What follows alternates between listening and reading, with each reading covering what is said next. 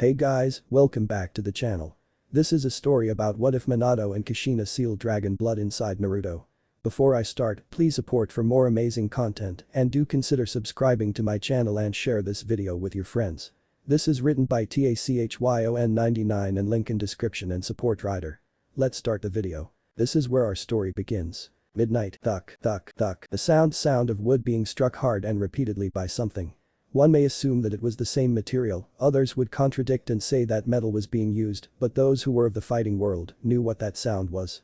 It was the sound of determination to be recognized, to never be seen as weak again, to achieve the power needed to reach one's goals and dreams. It was the sound of flesh and bone striking wood. If one focused enough they would be able to hear more than just flesh striking wood, they would hear bones break, sweat dripping, and the heavy panting that is proof of several hours worth of training.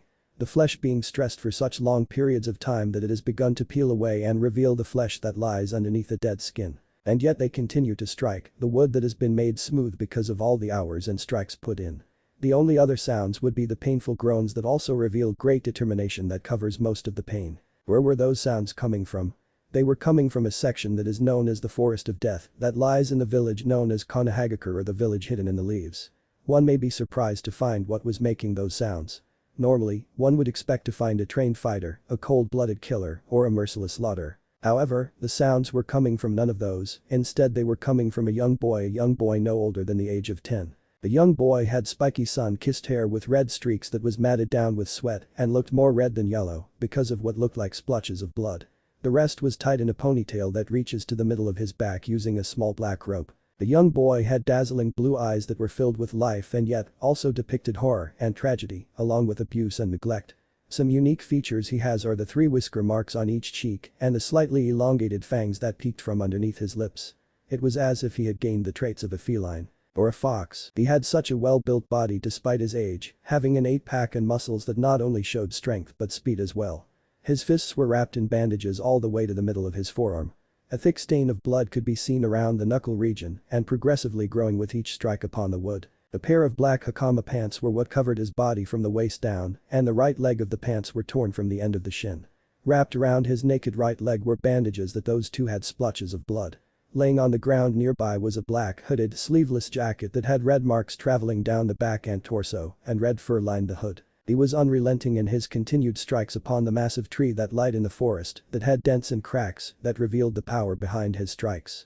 His strikes seemed to hold no form, but were instead a mix of fighting styles from the old times, such as Muay Thai, Judo, Taekwondo, and Kyokushin karate, and many other forms of fighting, as well as the modern fighting style of the Goken. And yet, despite all of these fighting styles mixed together, he was able to incorporate these movesets to flow fluently like a stream of water. And could deal a great, if not deadly, amount of damage to an opponent. Left roundhouse kick, flying roundhouse kick, straight right left knee strike, left cross right knee strike, right elbow strike. Each strike incorporated with another move, and this move comes from a different fighting style. Each strike also dealt a considerable amount of damage to the trunk that was originally as thick as a grown Akimichi's arm when using their Bubenbaiken no Jutsu, but now the tree looked to be straining against its own weight due to now being half as thick from all of the strikes that have been done to it. The boy could feel it. He felt as his bones were broken down and then healing back together, his flesh tearing itself apart and then stitching back together, and his wounds opening and closing back. No ordinary human should be able to do this, even an average ninja would be unable to heal this fast, unless there was someone who was regenerating those wounds for them. Each strike brought pain and progress into his body. However, no matter what agony his body felt, no matter how many times his muscles pleaded for him to stop, he just kept on going like it was all that mattered and would go against what he stood for. He had been doing this for so long that it was as if the pain had been numbed from being registered in his brain. He had learned to endure the pain, both physically and emotionally, anyways. It was even before he had begun his training a few years past. Those memories were the fuel that fed his undying desire to get stronger and no longer be seen as weak ever again. Flashback, whapak. The horrendous sound of flesh meeting wood in a gruesome display echoed throughout the alleyway. A sudden bone-chilling scream of an anguish-induced child followed next. It was heartbreaking to hear, but not to those who were of the cold heart. The sound continued in a horrendous unorthodox pattern, and the cries seemed to greeten with each contact. Please no more. The whimpering was so heartbreaking to hear, it was the whimpering of a child that had gone through the inferno and back. Ha! Chortled the brutal man holding the punishing stick, no more. Brats like you deserve this kind of beating. With another strike, the child cried out again in pain. Besides, a demon like you doesn't deserve pity. Go back to the hell from where you crawled from and leave the Yondame's family alone. The noise of cries and whips echoed throughout the night, seeming to even reach the distant moon, as if begging for it to help. But not even the great ambassador of the night could provide him aid. He was left alone in the cruel pits of torment by a drunk villager. The man didn't even deserve to be called a villager. He was a sadist. Later that night, he was limping home, bleeding, with tears falling from his eyes. He could never understand why the villagers were so mean to him when he had done nothing wrong. He finally made it home, and like usual the lights were off, meaning his family was already asleep and hadn't even bothered wondering where he was. As he closed the door, however, a lamp was turned on in the living room, showing his father's neutral face staring at him with disappointment. "Do you have any idea what time it is?" His father asked him with a tone of subtle anger. "No," he whispered, his throat feeling raw from all of the previous screams of agony. "It is the middle of the night, which means your mother and sister are sleeping." His father told him with a slightly raised tone to show his anger. "Which means it is too late for you to even bother coming back to this house." His father said. "What would you do if you're entering the house woke up your sister and prevented her from having the energy tomorrow for training?" I don't know." He whimpered. "Exactly. You don't know anything, unlike your sister you are nothing compared to her. She is the child of prophecy.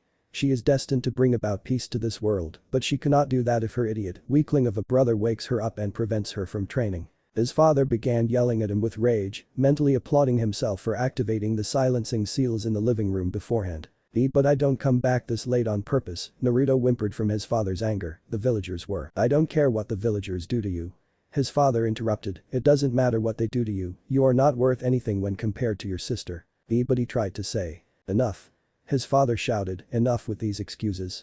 I have had enough of them." But there he tried to say again. "Silence." His father ordered, "This will be the last night I let you come back to the house this late. From now on, if you are ever out this late again, you will need to find somewhere else to spend the night for I will be locking the doors after a certain time." His father said, "Now go to your room and think about your actions." He stayed silent as he obeyed his father and headed to his room. Upon entering, he could see that as usual his room was barren save for a bed and dresser that held his clothes. He went to his bed not even changing and lied down to try and go to sleep, all while shedding tears. Within those tearful eyes, however, lied the fire of hate that began to burn up from each painful strike that went into him and each reminder that his family didn't care for him. These people they were going to pay for harming the innocent and poor, they were going to pay for forgetting about him, he swore it with a life and hate boiled and raged within him. Flashback end. A mere thought about the past and his so-called family sent his blood boiling. His fists landed harder and his rage boiled hotter. The tree he was striking on was beginning to cave deeper and had been marred with more of his blood. Then, with a mighty shout, he slammed his fist into the caved region of the tree and it burst into splinters like a balloon. The tree was barely standing upright with the hollowed section he had created through enhancing his fist with chakra. Deadly chakra. Unlike most chakra, his was wild, untamed, ravenous, and vile. Whatever it struck, it was shown no mercy. Whatever got in its way, whether for pride, arrogance, or foolishness, it was beaten to point of near death. The tree was used for not only training, but for equipment in which the blonde had learned to craft through wit and gathered knowledge. That was the reason why it, and soon like its predecessors, it will be beaten to a pulp. Whack. With one last solid kick, the tree was cut down. Thud. Followed by a large thud, thud, and another thud, albeit softer than the last. The blonde looked at the sky with willpower and determination that contradicted his afflicted features. No matter how much the pain, he always healed up, thanks to the very reason why he was hated. The Kyuubi no Yoko, in which resided in him. Being a Jinchuriki had its benefits just as it had its flaws. He took advantage of this and trained until every bone broke or every muscle tore.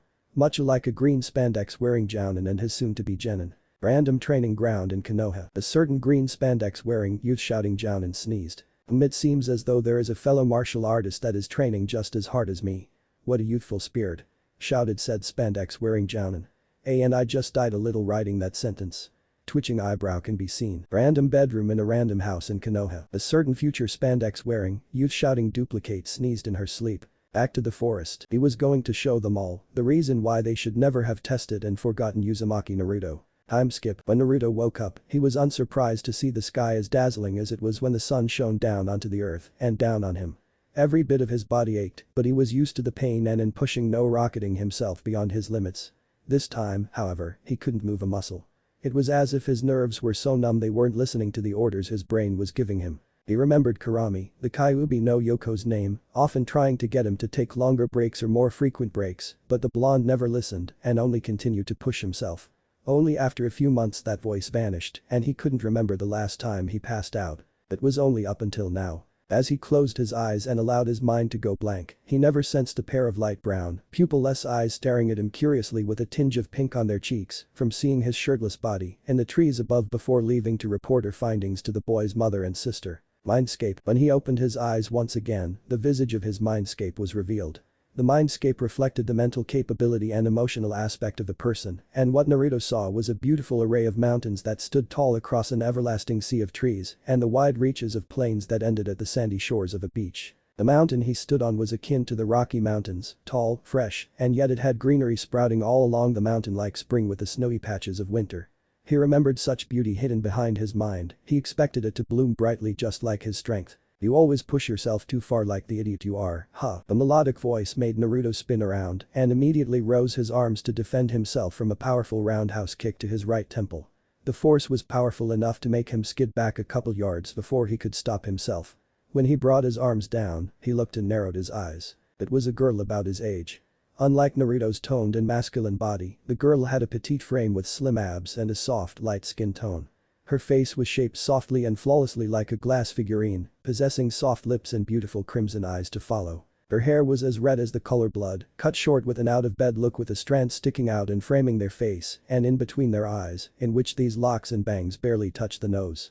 She wore a pair of red kung fu pants with tattered ends similar to Naruto's and a red sleeveless kipao-style blouse with black trimmings and fastenings. Two things that stood out the most: firstly, girl had fox ears on the top of her head, and secondly, she had 9 ferocious orange to black tails whiplashing behind her.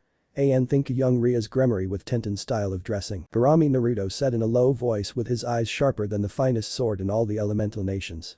Naruto had a question readied, but Kurami answered it before he could ask. All actions have their consequences, Naruto-kun, said Kurami softly, betraying the deadly look in her eyes. You ignored my advice and lost control of yourself and pushed your mind and body to its limit. What that caused was the weakening of the seal, and lo and behold, I'm here. As a matter of fact, I should thank you for doing what you've done. If it weren't for you pushing yourself so far from your limit, I wouldn't have tasted freedom for so many years. The personified Biju smiled, revealing her small fangs jutting from the underside of her lips. Now then, let me show you my gratitude. Zoom. Naruto's eyes widened up before he sidestepped just in the nick of time before Kurami could connect a palm strike with his torso. Kurami, despite normally being such a huge Biju, knew how to fight using martial arts. If it was anyone else, Kurami would have already killed them with that single palm strike by how fast and strong it was courtesy to her Biju status. The red-streaked blonde got into a stance of the left foot forward, right foot back, body turned slightly to the right, with his left arm in front of him ready to strike and his right arm kept close to his body while being bent vertical from the elbow down. You want to get strong, right Naruto-kun? Smiled Kurami before going into a stance it was just like Naruto's stance. Well then, let me help you with that. The battle had begun, with Kurami and Naruto looking like they were both on even ends. However, Naruto was clearly being worn down by Kurami who didn't even look tired. In fact, she was smiling both in amusement and interest as Naruto countered and dodged her blows. It was as expected from her host, powerful, daring, calculative, handsome, Naruto was much better than being the buffoon of a host he was before. As much as Kurami desired to be free again, staying with Naruto might not be as bad she thought. Naruto backflipped to dodge Kurami's sweeping kick. Once he landed, he aimed for a roundhouse kick to the head which Kurami caught immediately. Naruto, with his reactions being sharper than ever, used his other leg to perform a backflip kick aimed for Kurami's chin. The personified Biju let go of Naruto's and avoided the kick by flawlessly leaning back. When Naruto landed, they exchanged blows once again, with each blow wearing out a fighter. As time passed however, that fighter wasn't Kurami. Naruto, despite his bones creaking, shot out with an elbow strike, only for it to be sidestepped before he received a palm strike to his abdomen. The blow was so strong that it forced air out of the red-streaked blonde's mouth and made him hunch forward. Quickly, the personified Kyuubi no Yoko took Naruto down by placing her right leg behind her host's leg and pulling her own leg back while also pushing forward using his forehead. Down went Naruto with a loud thud. Kurami pinned him down by straddling his lap while using her tails to hold down Naruto's wrists and ankles. The red-streaked blonde realized that he was pinned and wouldn't be able to move unless his captor wishes it. In the past, it had been man to win against the Biju, but now it had been the Biju who had won against man. This is what happens when you push yourself too far, Naruto-kun whispered Kurami with her head down and eyes being shadowed by her hair. A frown on her face replaced the smile that light her face earlier as she struck Naruto's bleeding cheek.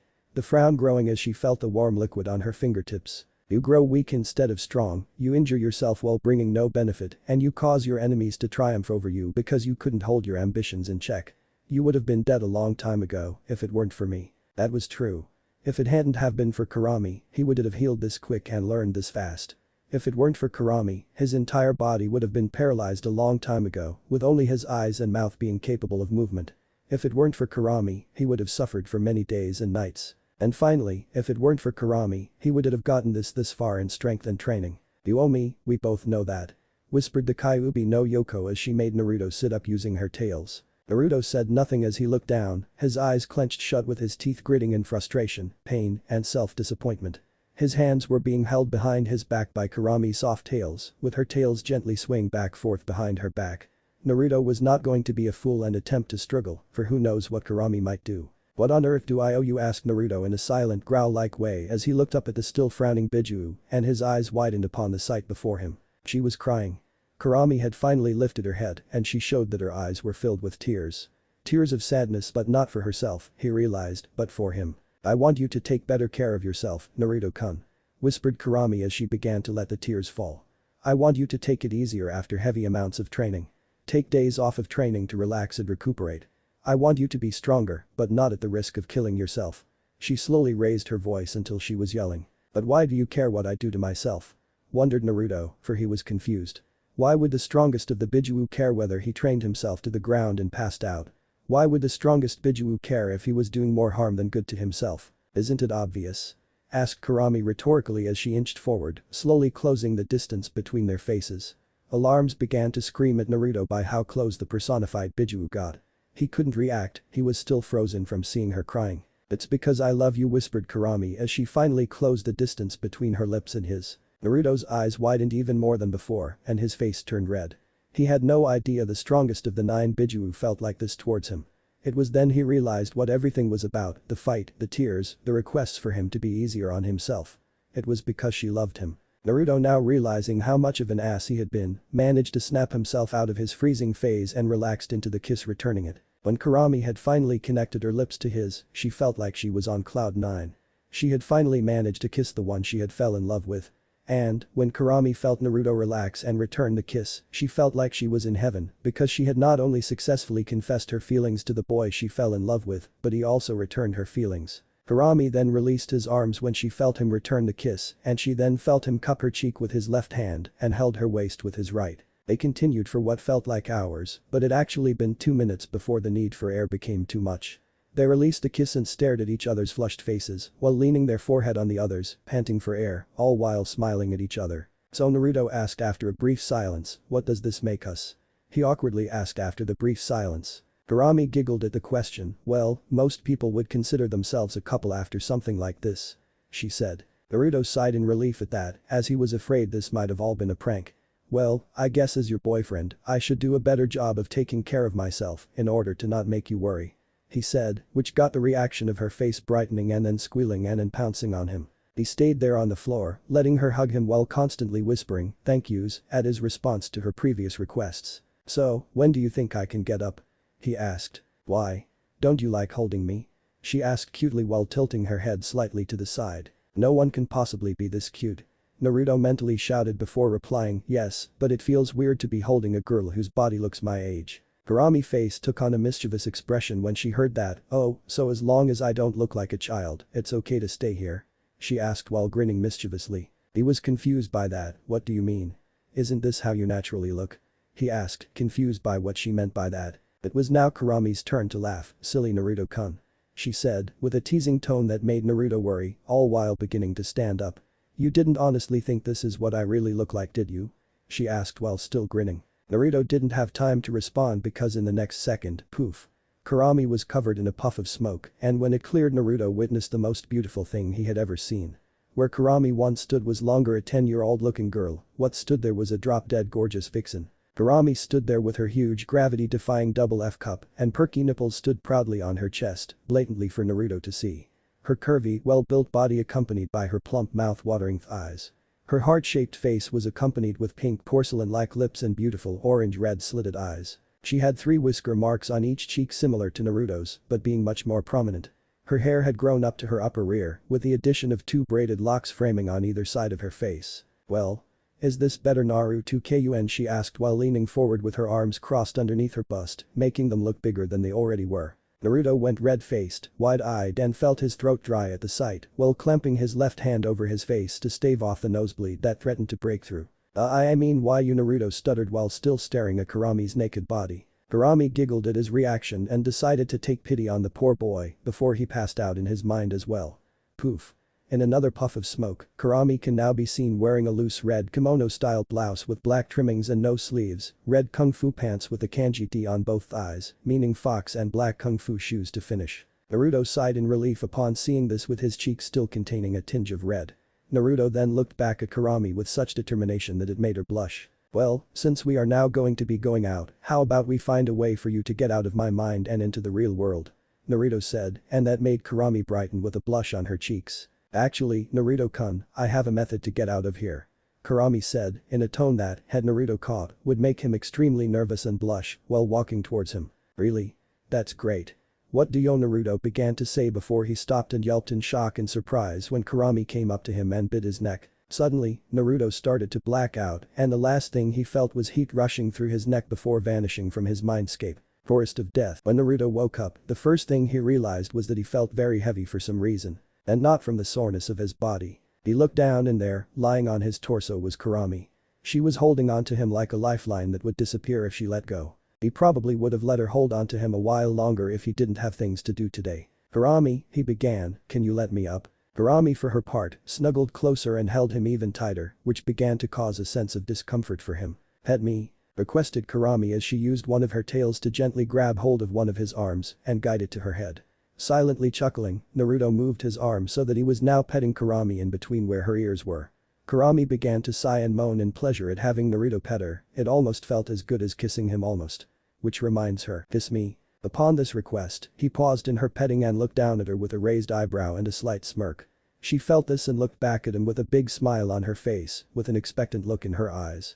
Seeing this look, he chuckled again, then cupped her chin using between his thumb and index finger, tilted her up, and softly kissed her on the lips. But she was more than happy to return. After their kiss, she let him get up while also getting up herself. Once the red-streaked blonde got up, he began to pop and crack his bones. The way they crunched was immensely satisfying as it briefly and quickly took away all of the stress from the previous day's workout. When Naruto cracked his neck to the side, he remembered when Kurami bit him on his neck. He instinctively touched his neck and found the bite mark. When he found the mark, he instinctively began to rub it, which got a chuckle out of Kurami. "Kurami," Naruto began. Kurami answered, showing he had her attention. "Why exactly did you bite me?" Naruto asked. "To get out of the seal, silly." Kurami answered with a childlike innocence that seemed to add to her sex appeal. "I know that, but if what's simply pushing your chakra through, then you could have simply held onto me and done it like that," Naruto said, still confused on the need for the bite. "Oh." Kurami exclaimed in understanding of what he was asking. "Well, that's easy. I marked you as my mate," she replied again with childlike innocence. Naruto whirled around in surprise. "Mate?" Naruto exclaimed. "Well, yeah. Foxes don't having boyfriends and girlfriends. We have mates," Kurami explained, giggling at his surprised wide-eyed expression. "Doesn't that basically mean we're married now?" Naruto asked, now beginning to calm down. "Yup," exclaimed Kurami, "but we're not officially married until you mark me too," Kurami further explained, while turning around and walking as if conducting a lecture. Naruto raised an eyebrow and smirked at this information. "Really?" Naruto asked, beginning to come up behind Kurami without her knowledge. "Yup. And that is done by you biting my neck as well. But don't worry, I don't expect you to do that, right?" "No," Kurami continued explaining until she turned around and bite. Naruto surprised her by biting her neck as well, by using his elongated fangs that he got by channeling chakra into them. "Oh." Kurami moaned in surprise and pleasure at the feeling of Naruto biting her neck. Once Naruto let go, he grinned at her with his signature fox grin. "Well," Naruto exclaimed, "looks like we are now officially married." Kurami could only blush at this, so shocked by the turn of events. While Naruto looked around for his jacket that was somewhere in the area, Kurami was having some thoughts about this turn of events. Did he just? Ooh. And then he just grinned like it was something simple and easy. I want him. I want him bad. And with mating season coming soon, I'll most likely drain him dry unless I get some relief before mating season. As Kurami thought the last part, she turned to look at Naruto, who had finally found his jacket and currently dusting it off. He better give me some relief even if we don't go all the way, or else I'll jump him and have my way with him. While this was happening, neither Naruto nor Kurami had any knowledge of a creature watching the two. This creature looked like a spider, but not just any old spider. This spider looked to be made of gold while looking mechanical instead of organic. It had 8 blue eyes that looked on in curiosity. Its body seemed to have a flowing wind design. It seemed to be looking at both Kurami and Naruto, but if one paid attention, they would see it as solely staring at Naruto. Interesting. It spoke while still staring at Naruto and recognizing the energy that he seemed to give of, could it be? Meanwhile at the Uzumaki household, while Naruto was going through his ordeal with Kurami in the Forest of Death, the owner of the light brown pupil-less eyes was currently making her way through the grounds of the Uzumaki compound in a hurry in order to report her findings to her teacher. Eventually, she found her teacher in the backyard of the main house training her daughter in the way of the sword. There stood Kushina Uzumaki, mother to Naruto and Naruko Uzumaki, ex-Jinchuriki of the Kyuubi no Yoko, and ex-wife of Minato Namikaze, the Yondaime Hokage. She had fair skin, violet eyes, and the common red hair of the Uzumaki clan. She had a feminine build with curves in the right places. This is evident by her thin waist, wide birthing hips, and her F-cup daughter red hair, normally, reached down to her ankles with shoulder-length strands framing her face, all held with a black clip. Currently, however, she had her hair tied in a high ponytail using black-colored rope, similar to Naruto, with the shoulder-length strands of hair still there. She was currently wearing black shinobi sandals, black form-fitting pants, with her ninja pouches on her left thigh and behind her right hip. She had on the standard Konoha Jounin flak jacket, while underneath, she had a black short-sleeved shirt that was over a black mesh shirt. On her right arm were the 2 headbands for Konoha and Uzushi Agakure that she normally wears. All of this shows that she's back on active duty of being a Konoha ninja. Currently, Kushina was training Naruto in her homeland sword style, the whirlpool style, and was having great success. Naruto took to the sword just like her mother, and Kushina couldn't be any prouder. But then, while she was taking pride in her daughter, she remembered that she still did not know where her son was ever since she left Minato and the Namikaze estate. Flashback: the very same night that Naruto was told he will be locked out from now on, his mother, Kushina, had heard him come in and went to go see why he had come back so late.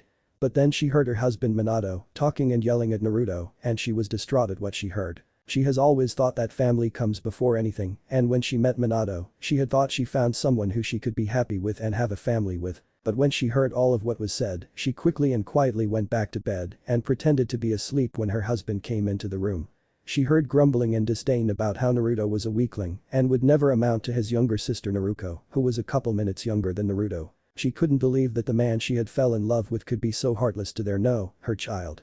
And to say they will have to find shelter outside if they couldn't get home quick enough was appalling to her. The next morning, she went to Naruto's room to talk to him and make sure he was okay, but when she got there, she was so frightened by what she found, she began to tear up. The room was barren, the dresser had been emptied, and the window was open with the curtain flowing due to the gentle breeze that was let in through the window. When she saw this, she screamed.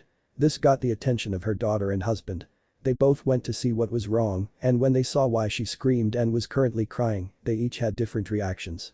Naruto began to cry alongside Kushina while holding her. Minato, however, gained a neutral expression, believing that now that the weakling has left, he can better train that child of prophecy. He thought everything was going his way until Kushina stood up and glared at him with tear-filled eyes. She began shouting at him for not treating Naruto like the child he is and treating him terribly with neglect. After her rant, Minato's only reply was, "If he ran away, then that must mean he was weaker than I thought, and now I can finally train that child of prophecy the way I wanted to without that distraction." When Kushina heard this, she was livid. She told Minato that she would never let him train her daughter. And when he tried to argue that she couldn't do that because she was his wife and Naruto is his daughter as well, Kushina had finally had it. She let Minato know that she had heard all that he had told Naruto the previous night and that she was disgusted in who he had become and that she would be leaving him with Naruto to the Uzumaki compound where they will live and, when they find Naruto, they will welcome him with open arms, whether he is weaker than Naruto or not. Minato was frozen stiff in shock. He couldn't believe this, his wife, the mother of his children, had just said she would be leaving him all because he wouldn't take care of a weakling. This was an outrage. He was not about to let all of these years of training his daughter go to waste over a weakling. As he was stuck in his thoughts, Kushina and Naruto packed up their belongings and were out the door. After they left, they heard Minato shout in anger and frustration that she could not do this to him. Immediately, following the shout, Minato came running out with a kunai in hand, planning on forcing Kushina to stay. However, he forgot that before she retired, her epithet was the red hot-blooded habanero, and so when he struck, he was not expecting to be suddenly looking up at the sky while feeling pain in his left shoulder. It took Minato a total of 2 seconds to realize what had happened. Kushina had moved so fast he hadn't seen her move, cut off his left arm at shoulder length, burned the wound shut, and knocked him on his back. Once everything had caught up to him, he shouted in pain while gripping the wound with his right hand in an effort to stave off the pain, only resulting in agitating the wound causing more pain. When he shouted, 3 Anbu suddenly appeared with weapons drawn. The Anbu that appeared were Snake, Dog, and Cat. Snake had violet, pineapple-shaped hair and the snake mask on their face, Dog had gravity-defying white hair and the dog mask on, and finally, Cat had long, straight purple hair. "Okage-sama, what has happened?" Dog asked, with a voice that clearly showed this was a male. Well, he helped the Hokage stand while also looking around for the danger along with the other 2. Anbu. Arrest Kushina Uzumaki for attacking the Hokage. Minato tried to order, but instead of the collaboration of highs he should have received. All he got were the Anbu, turning to look at him, while all 3 tilted their heads showing they were confused. "Why are we resting, sensei?" Came the voice of Snake and Cat at the same time, clearly indicating they were female. "Because she just attacked me and cut off my arm. Or is the lack of my left arm not obvious?" Minato yelled rhetorically. "Is this true, sensei?" asked Snake, while Cat looked at her teacher as well. "Yes, but maybe he should have also mentioned that it was in self-defense when he came running at me and my daughter with a kunai for attempting to leave him and this Kami-forsaken compound because his mistreatment of my son has led to him running away and disappearing."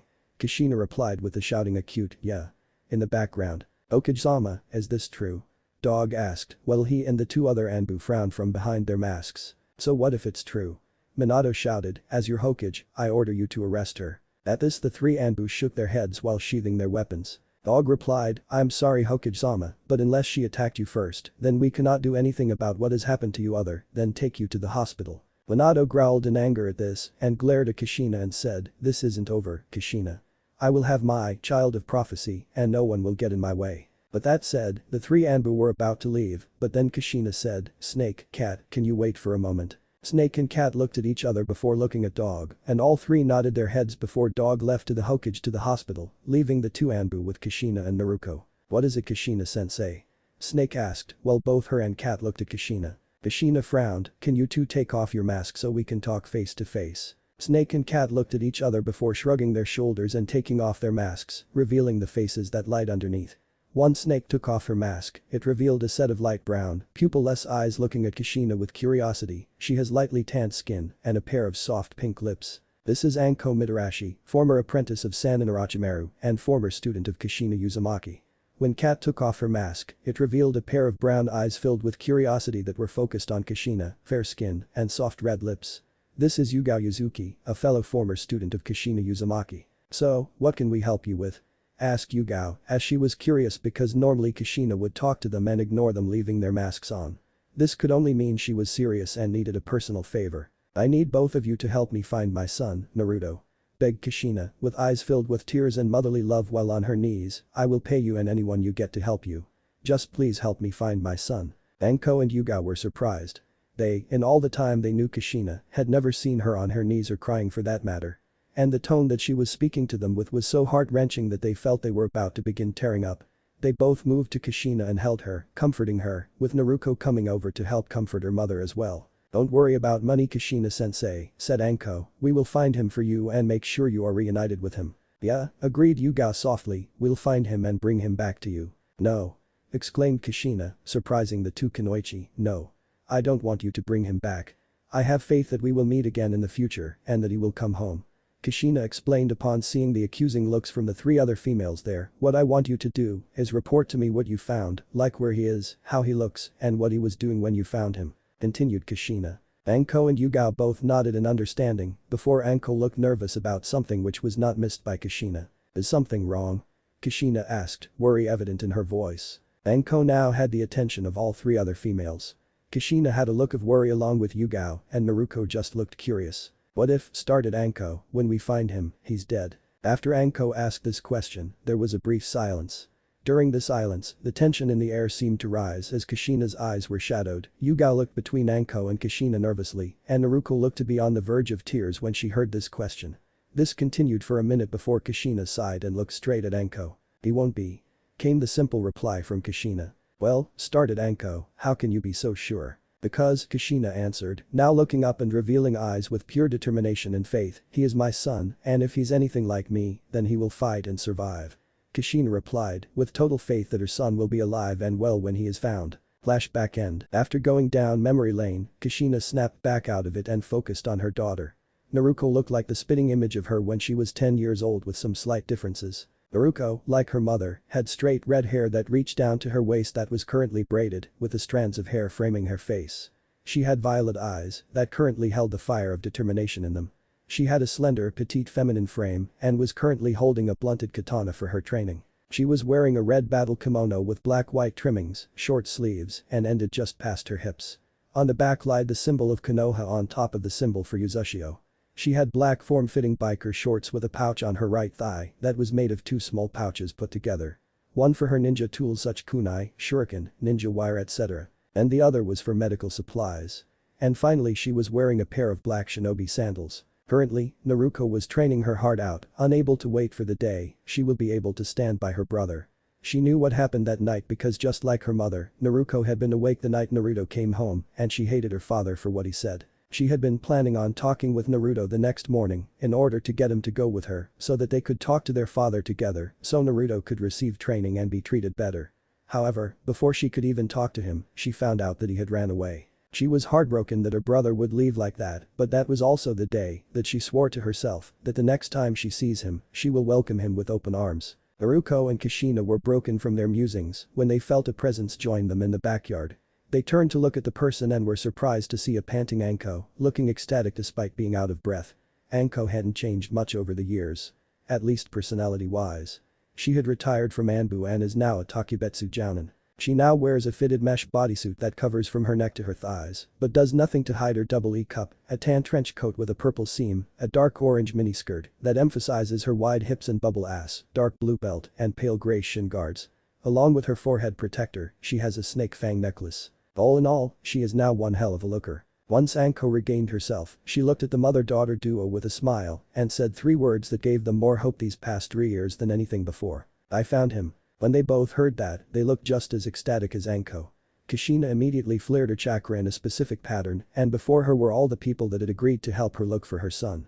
Gathered around were her former students, Kuranaiki, Hana Inyazuka, and Yuga Yuzuki. As well as her fellow mothers, Suma Inyazuka, Makoto Uchiha, and Hitomi Haikta. Kuranai is a fair-skinned woman with a curvy build. She has long, black untamed hair reaching her upper back and currently has a regular Konoha forehead protector around her forehead. She is wearing a red mesh blouse that only has the right sleeve visible and resembles bandages with rose thorn patterns on them. This however does nothing to hide her E-cup and emphasizes the fact that she has a bubble butt. She also has bandages wrapped around her hands and is wearing regular black shinobi sandals. She has purple eyeshadow and red lipstick that bring attention to her lips. However, her most unique feature would be her eyes. They are a pair of ruby-colored eyes that have an extra ring in them. Next is Hana Inyazuka. Like her mother, she has the Inyazuka fang tattoos on her cheeks and standing next to her are the 3 Himeru brothers. Hana however does not have the natural wild look most Inyazuka have. She has long brown hair that is in a ponytail with 2 locks framing her face. She has soft brown eyes and soft lips that have a light pink shade of lipstick. She is currently wearing a form-fitting version of the Konoha jounin flak jacket with no pockets and emphasizes her F-cup with it being unzipped just a little bit to reveal some cleavage. She has a brace on her left forearm and wears bracelets on her right arm. On her upper right arm is a tattoo that resembles a flower with bandages wrapped just beneath it. She wears a pair of gray, form-fitting shorts that are cut just above the knee and adds attention to her thick thighs and blue shinobi sandals. Yugao hasn't really changed much over the years. She still has her long, straight purple hair, soft, red lips and brown eyes. She wears the standard Anbu uniform that hugs her C-cup and her big ass. Then came Tsuma Inyazuka. She has the standard Inyazuka wild look of wild hair, slit pupils and slightly enlarged fangs.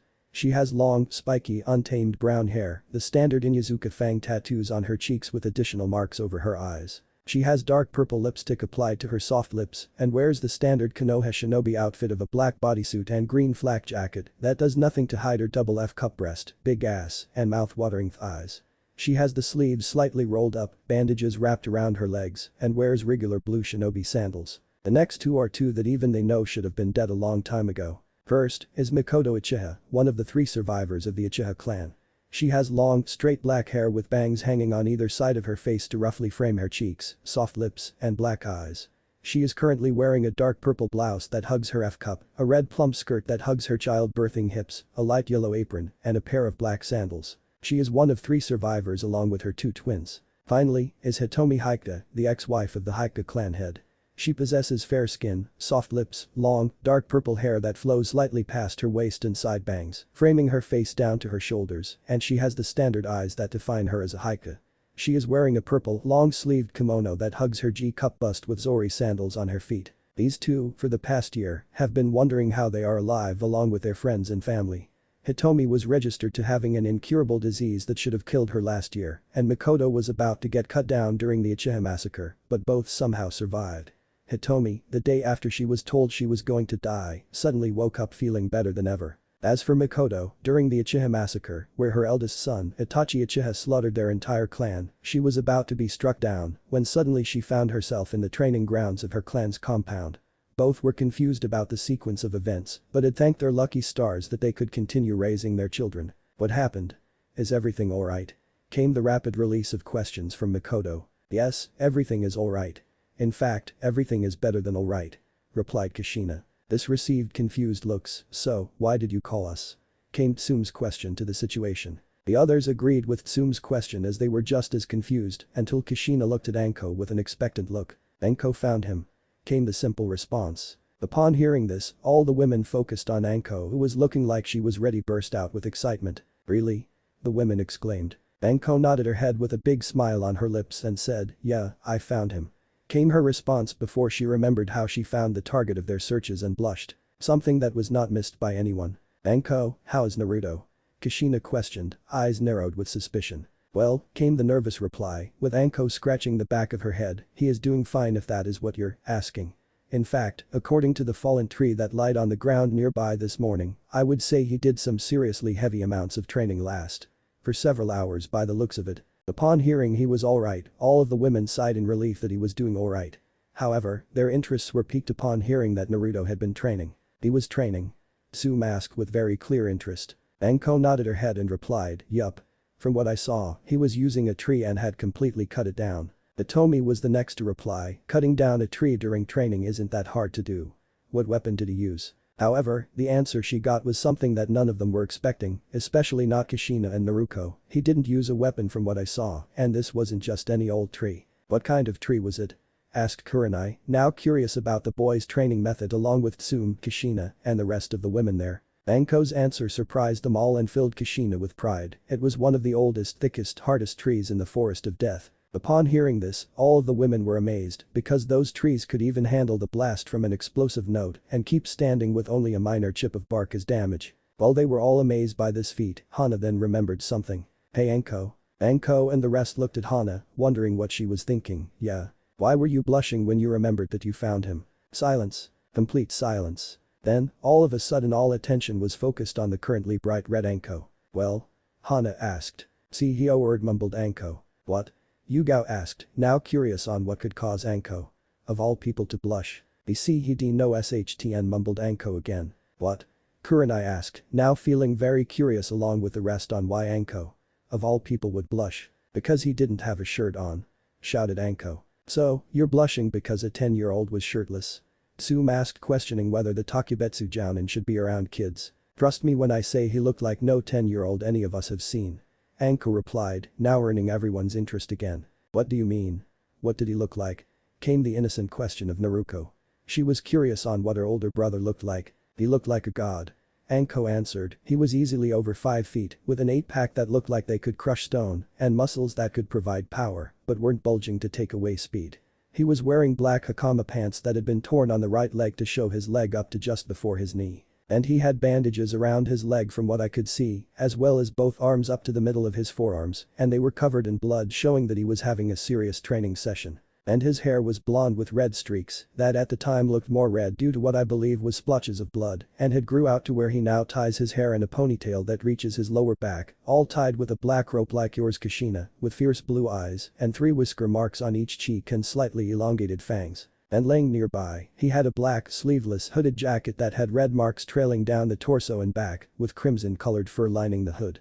Anko described. As Anko was describing what Naruto looked like, each woman began imagining how he looked and all began blushing at the sight. Even Kushina and Naruto were blushing. Well, came the shaky reply of Kushina, who was still lightly blushing at the image. I guess we can get a better look at him when he goes to the academy for graduation. Replies of yups and that's right were passed around before they all settled on looking at Kushina, wondering what they were going to be doing now that her son has been found. Kushina, realizing what they were wondering, began to think before coming up with an answer. Why don't we all train together and we train our daughters together so that they can hopefully make a good impression on Naruto when we see him at the academy graduation. Everyone agreed wholeheartedly and began to make plans for the future to come. Chapter end. Chapter 2 Graduation, Reunions, and a Surprise. Time skip 6 years. Over the past 6 years, Naruto has made tremendous progress.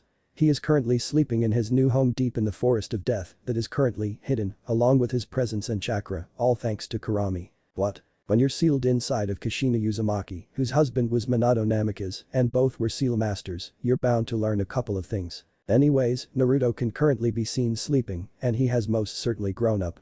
Naruto is now a little over 6 feet tall, currently the second tallest person in Konoha, just under Ibiki. He now has a crazy strong 12-pack, muscular arms and legs that provide both power and speed. They think Apache build from Kenichi. The mightiest disciple for reference, he has naturally tanned skin, showing all the time he puts into training. His hair still reaches down to his lower back and is still tied in a ponytail with black rope. He has 3 whisker marks on each cheek that have mostly faded over time. Naruto Kun, it's time to get up. You don't want to be late for graduation. Came the sound of a voice from outside his door. Upon hearing this, Naruto began to stir. He sat up and yawned, showing his still longer than normal canines. He scratched the back of his head before he opened his eyes to reveal the dazzling blue eyes that are filled with determination, life, and such an immense love that one would become lost staring into them for too long. Alright, I'm up, Naruto said. Okay, and when you're done, breakfast is ready. The voice replied with a chipper tone. Alright. Naruto replied. Naruto got up and opened the door to head to the bathroom to shower and brush his teeth. Once that was done, he went back to his room and proceeded in getting ready and gather his clothes. He went down the stairs and was greeted to the sight of his mate Kurami cooking some eggs for breakfast. Kurami hadn't changed over the years and was still the lovable, flirtatious vixen that he remembered. Good morning, Kurami. Naruto said with a smile. Good morning, Naruto-kun, I'm just finishing the eggs, then breakfast will be ready. Kurami replied without turning around. Focused on cooking the eggs. Alright, that's fine. Naruto said while taking a seat. After breakfast, Kurami tilted her head to the side and asked, so, are you ready for today? Absolutely. Naruto exclaimed, 100% confident that he will pass the test. Alright. That's what I like to hear from my mate. Exclaimed Kurami, while her tail swayed excitedly, showing her excitement. Well, Naruto began, as he began standing up, I'll let you know how everything goes later. Alright. Kurami replied, make sure to kick plenty of ass out there today. Naruto simply chuckled at Kurami's antics while waving back at her. Time skip. At the academy, parents could be seen everywhere waiting excitedly for when their children come out with their headbands showing they passed and are now ninja. One small group, however, was more than just mothers. This group was made up of Kushina Uzumaki, Tsume Inuzuka, Makoto Uchiha, Hitomi Haikuta, Hana Inuzuka, Kurenai, Yugao Yuzuki, and Anko Mitarashi. They were waiting for their children or sister or students depending on who you asked. While they were waiting, they were talking about who would graduate and be on what team. So, who else do you think will pass? Anko asked, as she had complete faith that Naruto and the rest would pass. The Aburam and Nara for sure. Came the reply of Kurenai, both will no doubt pass all 3 parts due to being trained in their respective clan jutsu and the academy jutsu. The Akimichi and the Yamanaka will no doubt pass as well. Hana added. That is very true, and that Haruno girl will pass, but that will mostly be due to her book smarts than the actually kunai, shuriken and taijutsu segments. She has, after all, only recently gotten out of her fangirl phase. Added Tsume, acknowledging the former fangirl. The rest agreed with their assessments before realizing that the area was quiet and that all of the adults in the area were looking in a direction. The women with blushes and lust in their eyes and the males with envy. When they all turned to the direction, the group also began to blush at the sight before them. Walking to the entrance of the school was a 16-year-old boy. They were 6 feet and 3 inches, making them the second tallest person in Konoha. They wore black hakama pants with red flames designed on the bottom of the legs, all held with a gold-colored rope. Tied around their waist was a black jacket with gold trimmings. On their clearly muscular torso was an open, black, sleeveless vest that had gold trimmings.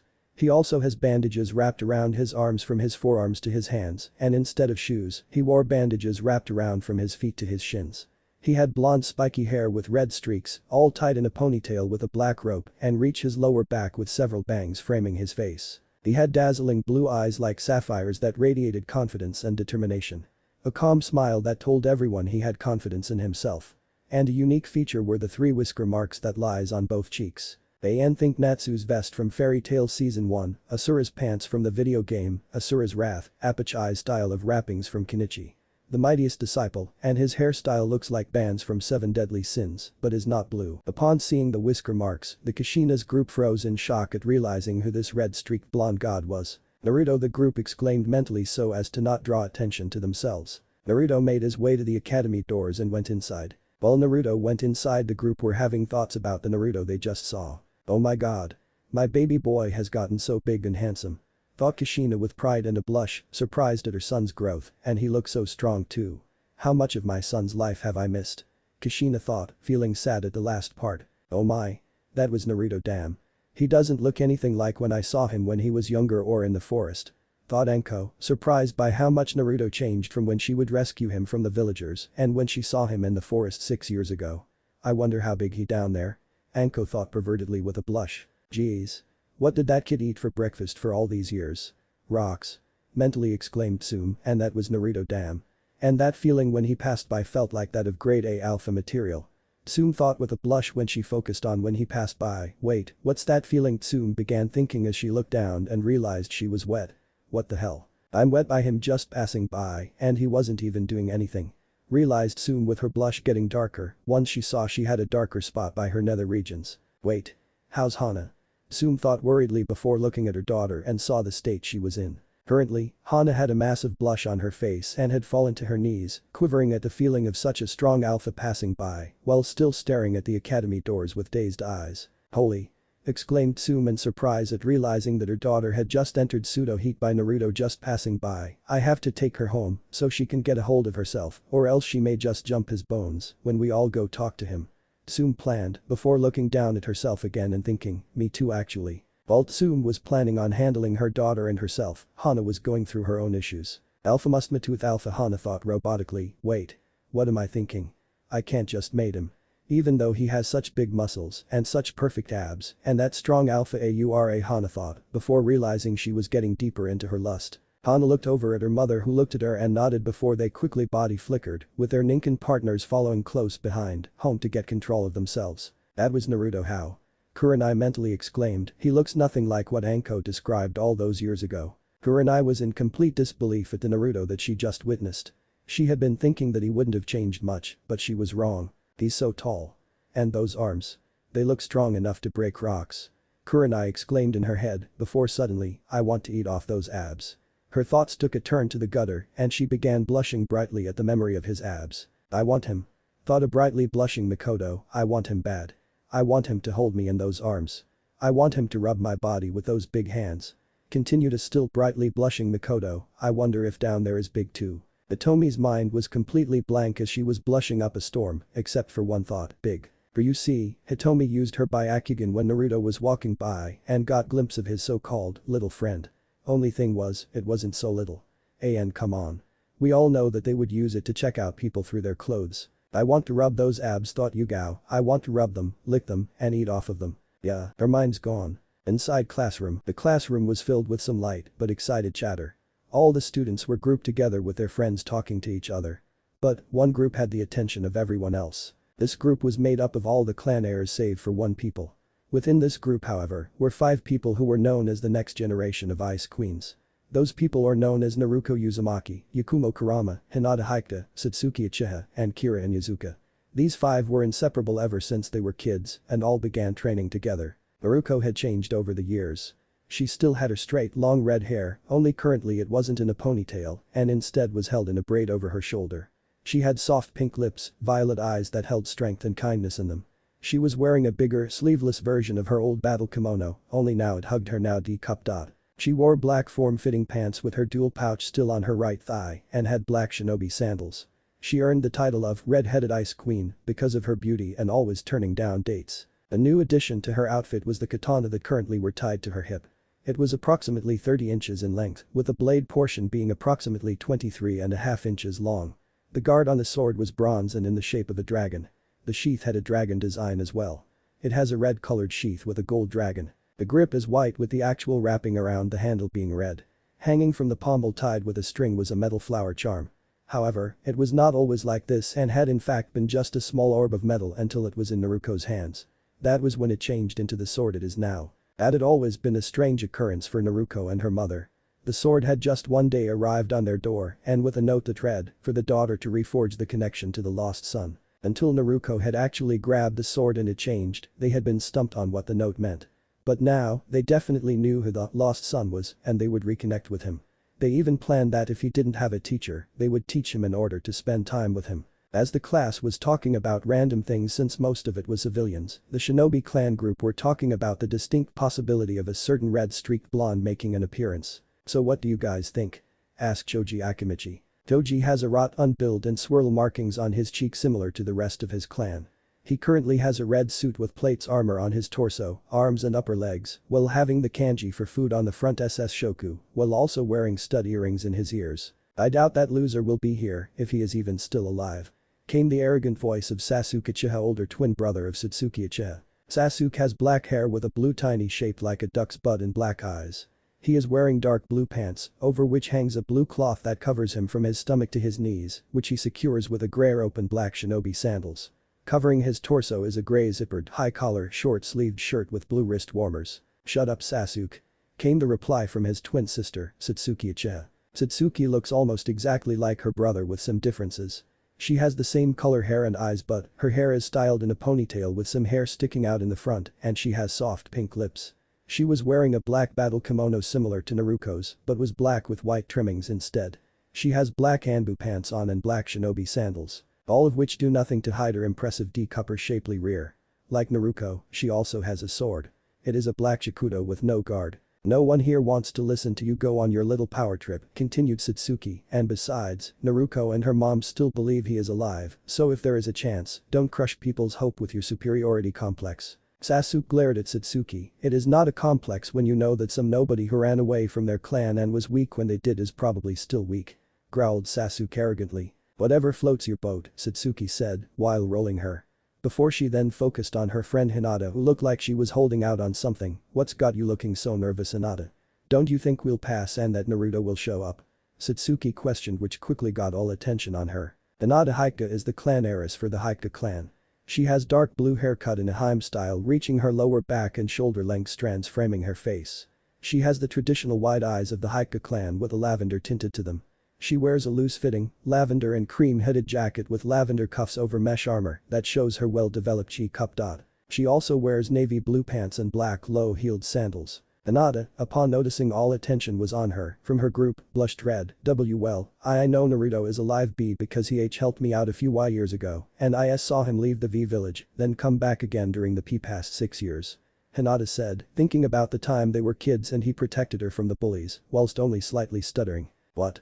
the group exclaimed somewhat quietly so as to not draw attention to themselves and leave the other conversations alone. "What do you mean he left the village and came back?" asked Kira Inuzuka and Ino Yamanaka at the same time. Kira Inuzuka was the clan heiress of the Inuzuka clan only because her sister didn't want to. She has the traditional wild Inuzuka look with wild hair and slit pupils and the traditional fang tattoos on each cheek.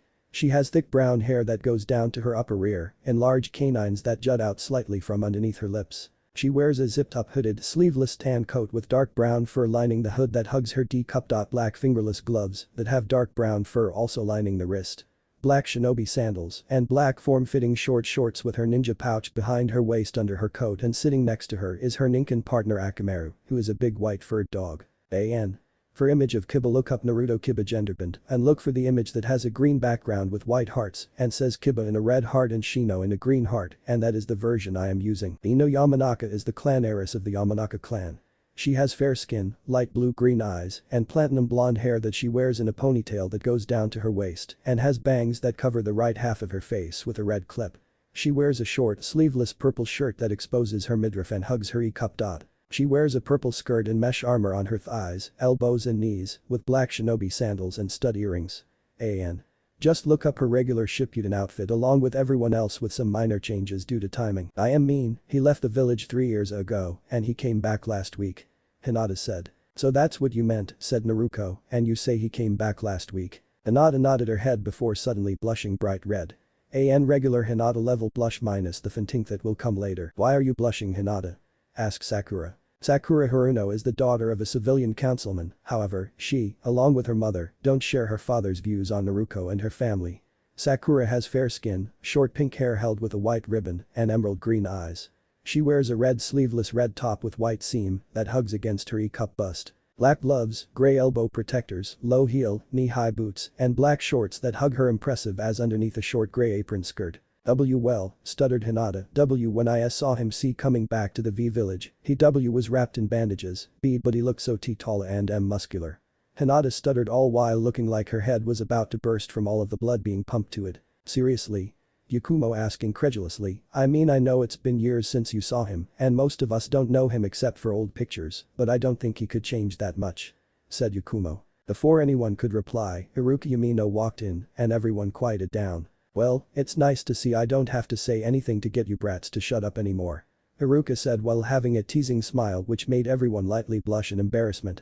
"Now, before we begin, I want to introduce a student who has been away for the past several years training and has come back today." Everyone began wondering and whispering with their neighbor on who this mysterious person was until Haruka raised his hand and everyone stopped and paid attention. "Now, I know you're all curious about who this person is, so I will just let him in now, alright?" said Haruka before he went to open the door. Once the door was opened, they all saw who it was and the girls began blushing and drooling with hearts in their eyes, while the guys all glared with jealousy about the red-streaked blonde that just walked in. He went to the front of the class and said with a calm smile, "Hello, everyone. My name is Naruto Uzumaki and I am going to be graduating with all of you." Before anyone could react, Naruto was tackled into a hug by a certain redhead. "It's you. It's really you," cried Naruto all while still hugging her older brother who now towered over her and the rest of the class. This scene of the red-headed ice queen hugging and crying over a stranger shocked everyone and caused all the guys to get even more jealous at the fact that she was displaying affection to person. Naruto for his part was surprised at this reaction before he suddenly looked confused. He started awkwardly. "Who are you?" he asked, curious of who this redhead was and awkwardly because of the sudden display of affection. Remember he was 7 when he left and is now 16 and has not seen his sister since then. Naruto eeped before she hurriedly let go while blushing. This caused further shock at the redhead blushing and making such a cute sound. Naruto calmed herself and stood up straight while looking him in the eyes with a smile and said, "It's me, Naruto. Your little sister." Naruto looked confused for a brief second, which made Naruto sad, before realization struck his features and he got a big grinning smile on his face, one that made Naruto slightly worry, before giving her a big hug, lifting her off the ground. All while shouting, "Little tomato. All of you know that if Naruto had a little sister with red hair, he would do something stupid like that." This further shocked everyone because of two things. First, he called her tomato, which no one can do without being sent to the hospital. And second, all Naruto did was blush before she began to lightly beat on his head, with her cheeks puffed while shouting, I've told you before to not call me that." Think the reaction a Chibi and I'm character gets when they puff their cheeks and begin flailing their arms. All Naruto did was laugh with while putting her down, so now she could only beat his chest because of the height difference. Which she now realized feels very firm and her face was now the same color as her hair. Everyone was slack-jawed at the interaction between the two siblings, all except for the group of clan heirs and heiresses and civilian councilwoman daughter.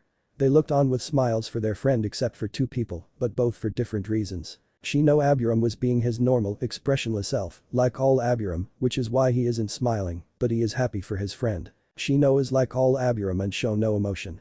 He has bushy brown hair, narrow eyes, and is the second tallest of his class, now that Naruto has arrived. He wears dark sunglasses, a sea green jacket with a high upturned collar that hangs down to his knees, with a hood that obscures his face even more. And he has a satchel on his back. Sasuke, however, was instead sneering at Naruto for taking the attention of the girl who he believed belonged to him too, because she could give him strong children for the future. And I know I am doing a lot of these author notes, but come on. We all know Sasuke's arrogant emo ass would think something like that. For those who want to read a story kinda like that, look up Lemon in the Same Household by DEALTSHADOW35 or Naruto Master of Kunoichi, also by DEALTSHADOW35. Both are heavy in lemons for those who focus on that, but they both do show Naruto's family being hit on by Sasuke, who believes they should be with him. The guys of the group were slightly envious of his build. All of the girls, however, were blushing heavily and slightly drooling. Except for Kira who, just like her sister earlier, which she will find out later, was in pseudo heat and was currently lusting after Naruto at least until Akamaru smacked her out of it. Literally. He smacked her in the back of the head with his tail before she wound up like her sister. Only unlike her sister, she doesn't have the control to prevent herself from trying to jump his bones. She sent a thankful look at Akamaru with a still heavy blush on her face, which he nodded back at her as if to say, no problem. Ino and Sakura were blushing heavily, with hearts in their eyes, about to go back to their fangirlish ways. However, before they did that, they raised their arms and smacked each other, knowing that the other would do the same after they realized what was happening. They both rubbed their heads before looking at each other and nodding to the other in thanks for snapping the other out of it. Ikumo and Hinata were both standing silent, with their faces looking as if they were about to burst into fire. They both looked at each other and knew that the other was on the verge of fainting, but they ended up fainting before they could pinch each other to stop themselves from fainting. Iruka, having enough of the meet and greet, tried to get everyone to settle down. Alright everyone, please settle down so we can begin. His calm voice was overruled by everyone still talking about Naruto, how hot he is, fangirls, or what his workout is to get that kind of body so they can get ladies as well, hopeless guys. I said settle down. The legendary big head no jutsu was infamous for being able to quiet down even the noisiest of students. It worked its magic as the entire classroom had anticlimactically went silent much to Iruka's pleasure. He looked over at Naruto who was still standing and didn't even look fazed by the big head no jutsu, which surprised him. Alright Naruto, now can you please take a seat over there, Iruka said while pointing at the empty seat in between Ino and Naruto. Once you've done that we can begin the written test. Naruto calmly nodded his head before walking over to the seat and sat down. He looked over at Naruto and gave her an encouraging smile that said, good luck, while nodding his head before doing the same to Ino. Both of whom began to blush brightly, while all of the other girls in the class looked on with jealousy. Once Naruto was seated and everyone was quiet, Iruka passed out the papers with his assistant Mizuki, who had been glaring at Naruto ever since he walked into the classroom. So, you've returned demon, thought Mizuki with disgust and malice. Now I can put my plan into action using you as the scapegoat and get the power I was promised from Orochimaru-sama for bringing him the forbidden scroll. Once the test was passed out, the students were told they have half an hour to complete the test. Naruto was the first to complete the test in 5 minutes and relaxed in his seat while waiting for the time to pass. Once everyone was done, Iruka and Mizuki collected the tests and headed outside for the last 3 parts of the exam. Once they made it outside, the adults, who were waiting for the students to come outside, all began silently watching the students while mentally cheering for their respective children or student and hoping that that demon will fail. Alright, said Iruka, the next part is shuriken and kunai throwing. To pass you need a total of 11 points minimum. Each shuriken and kunai that hits the target is a point and there is a way to get extra points, but I'll let you figure that part out. Iruka explained. Once that was done he began to call everyone up one by one to get their 10 shuriken and then their 10 kunai. Once that was done, they all began to throw the shuriken and kunai at the targets and Iruka recorded their scores. Shino Aburum, shuriken. 6/10, kunai. 8/10, total score. 14/20. Joji Akimichi, shuriken 7/10, kunai. 8/10, total score. 15/20. Shikamaru Nara, shuriken 5/10, kunai 6/10, total score 11/20. Ino Yamanaka, shuriken. 6/10, kunai 7/10, total score. 13/20. Sakura Haruno, shuriken 7/10, kunai. 6/10, total score. 13/20. Ikumo Kurama plus 2 points, shuriken. 5/10, kunai. 5/10, total score 10/20, plus 2 points equals 12/20. Kira Inyazuka plus 1 point, shuriken. 7/10, kunai. 5/10, total score. 12/20, plus 1 point equals 13/20. Hinata Haika plus 1 point, shuriken. 8/10, kunai. 8/10, total score. 16/20, plus 1 point equals 17/20. Naruko Uzumaki plus 2 points, shuriken. 9/10, kunai 8/10, total score. 17/20, plus 2 points equals 19/20. Satsuki Uchiha plus 2 points, shuriken. 8/10, kunai. 9/10, total score. 17/20, plus 2 points equals 19/20. Sasuke Uchiha plus 2 points, shuriken. 9/10, kunai. 10/10, total score.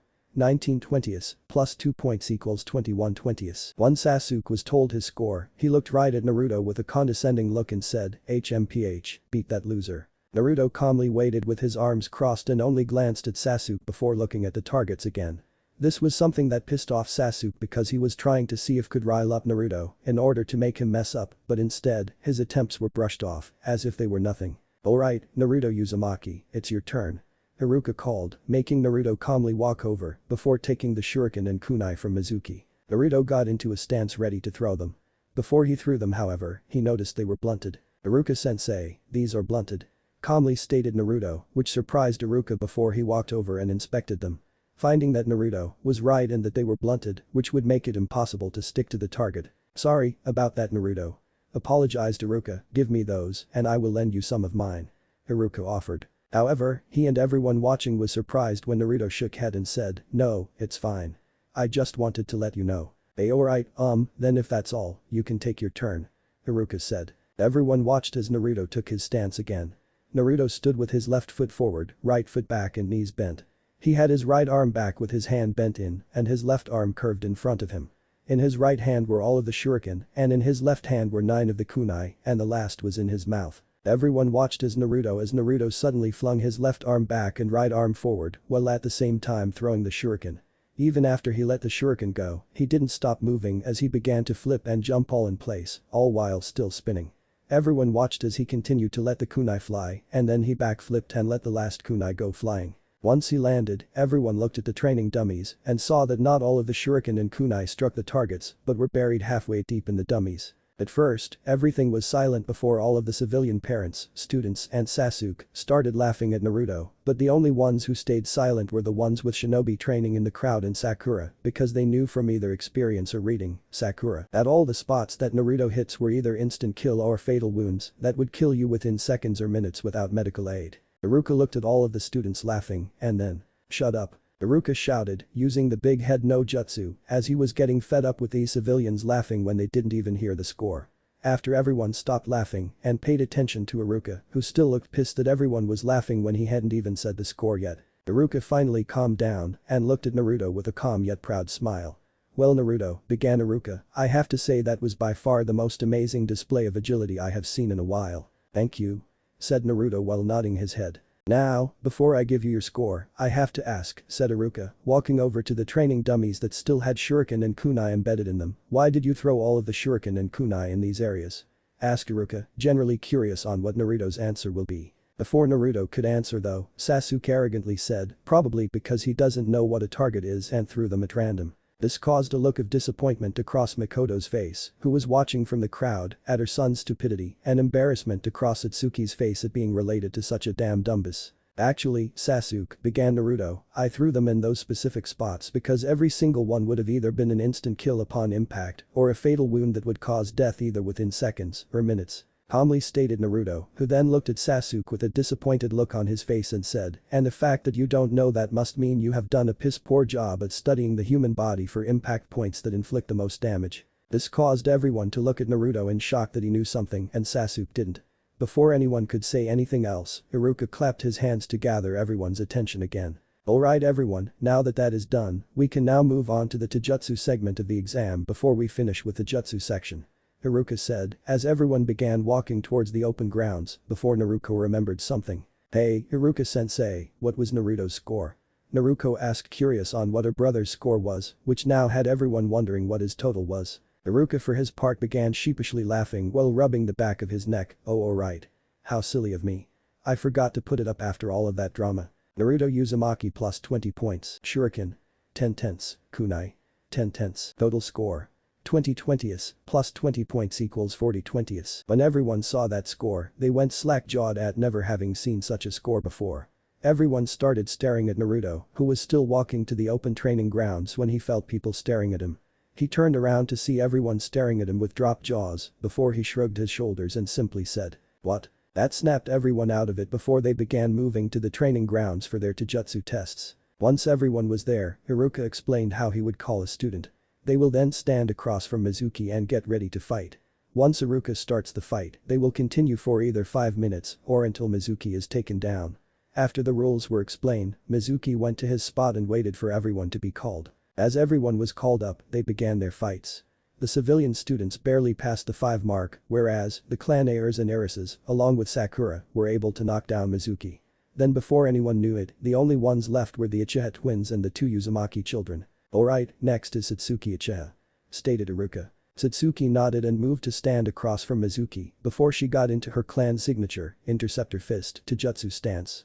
Mizuki got ready as well, and when Iruka gave the signal, Mizuki charged at Satsuki, while Satsuki waited. Once Mizuki was within range, he launched a right hook at Satsuki which she blocked with her left arm and launched her right fist forward and landed a hit on his torso, which sent Mizuki back a foot before she advanced and launched kick to his head that he blocked but was a distraction for another kick to his stomach which knocked him down to the ground and she pinned him. Alright Satsuki, well done. Congratulated Iruka, your timing was perfect in waiting for Mizuki to make the opening move which is beneficial to your clan style, which requires patience and timing before blocking or dodging and counter-attacking. Iruka explained, which Satsuki listened to closely and then bowed while saying, thank you, and then she walked back over to the other students and sat down next to Naruto before sending her a look that said, beat that. Naruto saw the look and bristled before waiting patiently and anxiously for her turn. Next is Naruto Uzumaki, said Iruka. Naruto got up and walked over to stand across from Mizuki before she got in her stance which had her standing with her left foot forward, right leg back, knees slightly bent, left arm crossed forward with her left elbow pointing in Mizuki's direction and her left hand open as if to perform a chop and her right arm at her hip and her right hand closed into a fist. Once Iruka started the fight, she charged at Mizuki and launched a left roundhouse at his head, which he blocked using both arms, but was not ready for her right leg that came up when she performed a backflip kick that landed on his chin as he was knocked down. She then proceeded to pin his arms behind his back with her knee before grabbing his chin and the crown of his head with her hands, effectively preventing any movement. Alright Naruto, excellent job, Iruka said, signaling Naruto to stand back up after letting go of Mizuki and look at Iruka. That was a very good job of taking your opponent's attention away and having it focus on a specific movement before using another move to take down your opponent. And the way you pinned him was one of the most effective pins as it takes away the use of your opponent's arms and gives you the chance to easily snap his neck which takes away any thoughts of attempting to escape. Thank you, Iruka-sensei, said Naruto before she walked back to the students and looked at Satsuki with a smug look that made Satsuki bristle this time. Alright, Sasuke-chiha, you're up. Sasuke simply fed before moving into position also standing in his clan's Taijutsu stance. Iruka started the match and Sasuke charged at Mizuki, who launched a kick at Sasuke's head, but that was blocked and Sasuke then sent several punches towards Mizuki's torso before tripping him and pinning him. Alright Sasuke, that's enough, said Iruka, causing Sasuke to look at him and then get up. That was an excellent way of turning your family's interceptor fist into an offensive fighting style, but that was far too much aggression that was used in your advance. Try to control that temper of yours. Iruka explained, causing Sasuke to sneer at him before walking back to the other students ignoring everyone while glaring at Naruto. He was still upset that he didn't react to his tauntings earlier. And finally, Naruto Uzumaki, said Iruka with a calm smile. Naruto simply nodded and stood up before making his way over across from Mizuki, who began glaring at him. Naruto boredly looked at Mizuki, which pissed him off, before taking out a red headband with black flames and tying it around his eyes, shocking everyone, before calmly crossing his arms across his chest, which made them look bigger. This made Sasuke and Mizuki believe he has given up, but confused Iruka. Naruto, aren't you going to get ready? Iruka asked, completely confused on Naruto's actions, as well as everyone else, except for Mizuki, Sasuke, and the civilian villagers, who all believed he had given up and was going to simply stand there and take his beating like that demon he is. I am ready, answered Naruto calmly, I simply have no need to use my eyes for this fight because he won't land a finger me. Naruto said, while pointing at Mizuki, causing everyone to think he was either that confident or that arrogant in his abilities, but caused Mizuki to get pissed off. Okay. Iruka replied slowly, still a little unsure if Naruto was that strong, but he wasn't here to question the boy, so he simply started the match. So, you really think I won't be able to land a finger on you, huh? Sneered Mizuki, thinking that that demon should have just died somewhere in a hole and never returned. I don't think you won't land a finger on me, I know you won't. Calmly replied Naruto, not moving an inch. Oh yeah? Well, we'll see about that. Mizuki shouted before charging at Naruto, who continued to stand there. Once Mizuki was in range he launched a kick towards Naruto's head. Mizuki began thinking that he hit him when the kick was only an inch away, until suddenly, he was staring at the sky. Mizuki was confused on what just happened, while everyone else was as well. All they saw was Mizuki about to kick Naruto in the head, and then suddenly he's on the floor laying on his back. The only one who wasn't confused was Kushina because she knew what had happened and had wide eyes. Which was not missed by the rest of her group. Kushina, what just happened? Questioned Hitomi, as she had caught part of what happened, but all she really saw was a blur of movement before the scene before them appeared. The group of adults looked at Kushina, who looked on with mixture of surprise, pride, and curiosity as Naruto continued to stand in the same place in the same position while Mizuki slowly began to get up from the floor behind him where he was previously lying down. What happened was that Naruto made his move. Kushina said, which confused the group as they hadn't seen him move from his spot. But he's still in the same spot, so how could he have made his move? Asked a confused Sum, who recently returned with Hana after they changed and got a hold of themselves. Kushina shook her head at them with a proud smile and explained, it's not that he didn't move, it's just that he moved so fast that to everyone watching, it looked like Mizuki just suddenly appeared on the floor. Kushina explained, being the only one to be able to move that fast other than Naruto himself, making the group's eyes widen at that. Flashback to moments ago, sensing Mizuki's foot about to hit him, Naruto smoothly raised his arm, grabbed Mizuki's ankle and flipped him over his shoulder to the ground without moving from his spot. Flashback end, how is he able to move that fast though? Sum asked a question that was on all of their minds. Kushina then looked deep in thought while still looking at Naruto, who still had not moved from his spot or changed his stance. The only way I know of to get that fast is to go through years of intense gravity training, but even then, it's not something that a regular teenager can attempt with being destroyed by the training. Kushina said momentarily forgetting that Naruto was not a regular teenager. What about the fox? Hitomi asked reminded the group, who all then went wide-eyed at that information. Sum was the first to react, you're right. With the fox being sealed inside of him, giving him its regenerative properties and his crazy stamina, he would be able to adjust to any training given within in a few hours and at most a few days. Sum said, realizing that Naruto would be able to withstand the great amounts of pressure and weight needed to get the training done and still be alive and well. Back with Naruto, Naruto still stood in his spot waiting for Mizuki to get up and try to attack him again. Mizuki got up and glared at Naruto for the embarrassment he is going through. What did you do? Shouted Mizuki, wondering what Naruto did so he could get his power, with Sasuke listening closely, wondering the same thing for the same reason. Answering calmly, Naruto said, I just moved and flipped you over my shoulder when you attacked and were within my range. Mizuki got mad thinking Naruto was making fun of him and shouted, lies. You never moved. Of course I did, Naruto calmly replied, I just moved so fast that you didn't register what happened. I can move slower if you want so that Iruka can't see that I am using Taijutsu and so that you can't complain that I am cheating. This pissed off Mizuki thinking that Naruto was making fun of him and this caused him to start attacking at a random and wild pace. All the while, everyone saw that Naruto was only dodging and redirecting the attacks, which surprised everyone at the level of skill that he was using. While this was going on, the rest of the group, that will later be known as the Rookie 12, were watching with amazed expressions, except for Shino, for obvious reasons, and Sasuke who was glaring at Naruto while trying to memorize his moves and techniques, but they were too random and erratic to be copied. Naruto, who had finally had enough, decided to end the fight in the easiest way possible for him that would still provide power. Naruto reared his right hand over his left shoulder and backhanded Mizuki across the grounds and straight into the wall of the academy, where only the bottom half of Mizuki could be seen with a random twitching of his legs, showing that he was knocked out. The adults and shinobi stared in amazement and shock at the level of strength needed to accomplish such a feat. The students were looking on with the same reactions, with Sasuke looking on in jealousy at the strength and power that Naruto had. Holy shit. He just gave Mizuki the godly bitch slap. One of the male students exclaimed in shock. After this little display of power, Mizuki was removed from the wall and sent to the hospital where he would be healed and returned in an hour, so the students were given this hour as a chance to take a break and talk with each other, with their family coming over to talk as well. The group of the future Rookie 12 all went and talked with their family except for Sasuke, who went and brooded by a tree.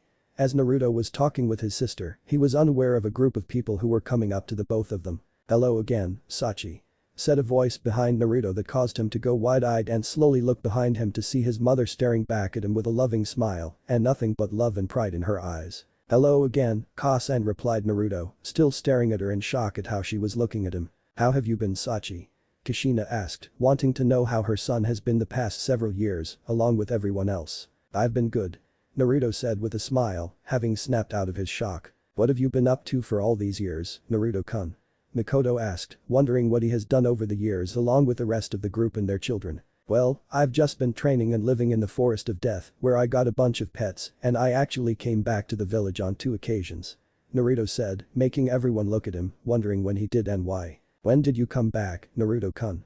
Asked Sum, which got Naruto to smirk at her which made all of them to blush at how handsome he looked before he looked at Mikoto and Hitomi. Well, haven't you ever wondered how Aunt Mikoto is a survivor or how Hitomi survived her illness?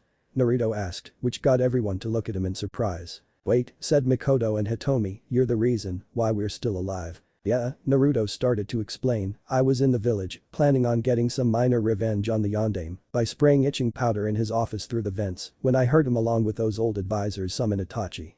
I was curious about what was going on, so I decided to sit still and listen in on what was going on. As I was listening, I heard them ask Itachi how the issue with the Uchiha clan was going.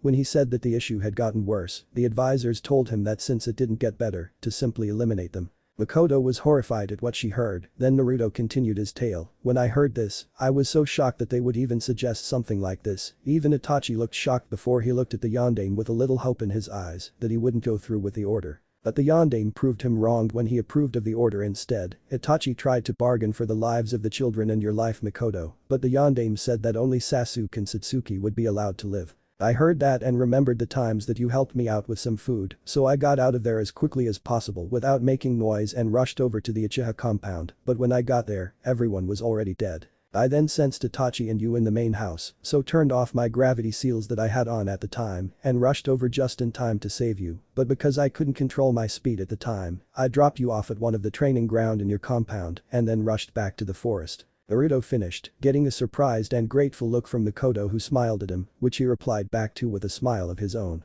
Once he had finished, everyone, other than Mikoto, looked at him in shock before he then looked over at Hitomi and began the next tale. "The second time I came back to village, I had actually been traveling kinda close to the Haika compound when I overheard one of those pompous windbags your clan call elders talking about how you've been a threat to their ways and how after tonight the poison would take effect and make it seem like your heart had simply stopped in your sleep." Hitomi was shocked at hearing how the clan elders of her clan would try and plan this. "Hearing this, I snuck into your clan compound, into the elders' rooms, looking for what the poison was, when I found that it was a plant that makes your body grow weaker when continuously taken in small amounts over the years. I then went back to the forest and gathered all of the plants I knew that when taken by themselves did nothing, but when mixed together, they become an amazing medicine that can expel almost any abnormal effects within your body." Naruto finished his tale, getting amazed looks from everyone at his level of plant knowledge. "Hey Naruto?" asked Hana with Kira standing next to her. Naruto turned to her, showing she now had his attention, which caused the reaction of her and her sister, blushing at the calm look in his eyes that showed hidden strength. "Yes," Naruto said, while tilting his head to the side, which got the group to twitch and mentally shout, "Kawaii. How did you know what plants were poisonous and when mixed, create a strong medicine instead of a stronger poison?" Hana asked. Naruto then looked sheepish before saying, "Well, I knew they were poisonous because when I started living in the forest, I was looking for food and couldn't find any." This got the group to look at him with sadness for what he went through, with looks of guilt crossing over Naruto's and Kushina's faces for not doing more for him. Naruto saw these looks and felt bad because he knew his mom and sister weren't to blame for how Minato treated him. Naruto then felt worse, realizing the effect what he was about to say next would have on them, so, "I just began eating a group of random plants near me, which about a minute later, I fell to the ground seizing up until I passed out. I then woke up the next day alive and well, and figured that Kurami cured my body of the poison." Naruto continued, but before he could continue, Satsuki had caught something when he spoke and decided to ask the question on her mind. However, before she could, Haruka came back and asked all students to come back for the jutsu portion of the exam. Hearing this, the students went back to the field where they all began performing the academy jutsu. Finally, when it was Naruto's turn, he performed the Kurami and the henge perfectly before surprising everyone when he performed the shadow clone jutsu and made 3 solid clones instead of the regular clone, thus allowing him to pass as well. Later, the group of women and Naruto had gone to Kushina's house in order to celebrate for successfully becoming shinobi of the village. However, before they all went in, they noticed that Naruto had stopped before the gate entrance. The whole group was wondering why he stopped when Kushina walked up to him and told him, "It's okay, Naruto. You can come in. You can come home." Hearing those words, the group then realized why he had stopped. He was afraid of being rejected again and didn't want to risk the chance that he could have a family again. As for Naruto, he began tearing up when he heard those words and then lunged forward and gave his mom a hug while saying, "I'm home, Ka-san." Kushina then smiled while also crying and said, "Welcome home, Sachi-kun." The group all began to have tears in their eyes as well, watching as Naruto had finally reconnected with his mother. Before they could all head in, however, Naruto suddenly tensed and turned in the direction of the forest with a serious face. This was not missed by the rest as they were wondering why he was looking in that direction, when suddenly, Naruto began jumping in that direction. Everyone was surprised by his actions and began jumping after him, but they were surprised to see that when they jumped onto a roof, Naruto had already entered the forest, which surprised them all as to how fast he was. They snapped out of it when, a few minutes later, they suddenly felt a huge wave of power come from the forest and then a loud boom with an explosion causing smoke to go high up into the air. Worried for her son, Kushina then began rushing to the forest at her top speed, which snapped everyone else out of their shock and decided to follow.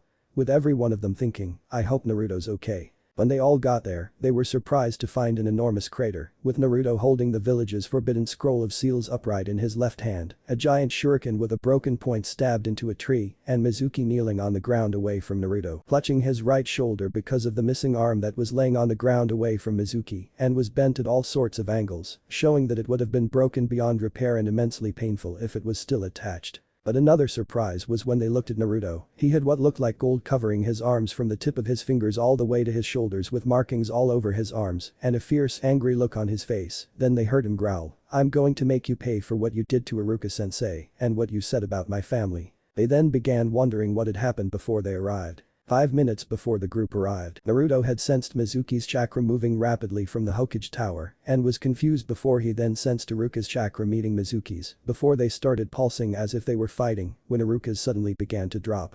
This had alarmed him and he decided to see what happened, so he moved at high speeds across the village into the forest and found Iruka. He was shocked to see Iruka laying on the ground in a small puddle of blood with a giant shuriken sticking out of his back. Naruto rushed over and checked to see if he was still alive and was relieved that he was. Naruto removed the shuriken from Iruka's back and then used a minor healing jutsu to stop the bleeding. With Iruka out of danger, Naruto turned in the direction of Mizuki and disappeared, where he then reappeared in front of Mizuki and saw him holding Konoha's forbidden scroll of seals with a giant shuriken on his back, similar to the one used on Iruka. Mizuki was surprised to see Naruto appear in front of him so suddenly, but then, what luck. I get to steal the village scroll and kill the demon brat. Mizuki thought with malice. He then pulled the other shuriken from his back and got ready to throw it. He then shouted, Die demon.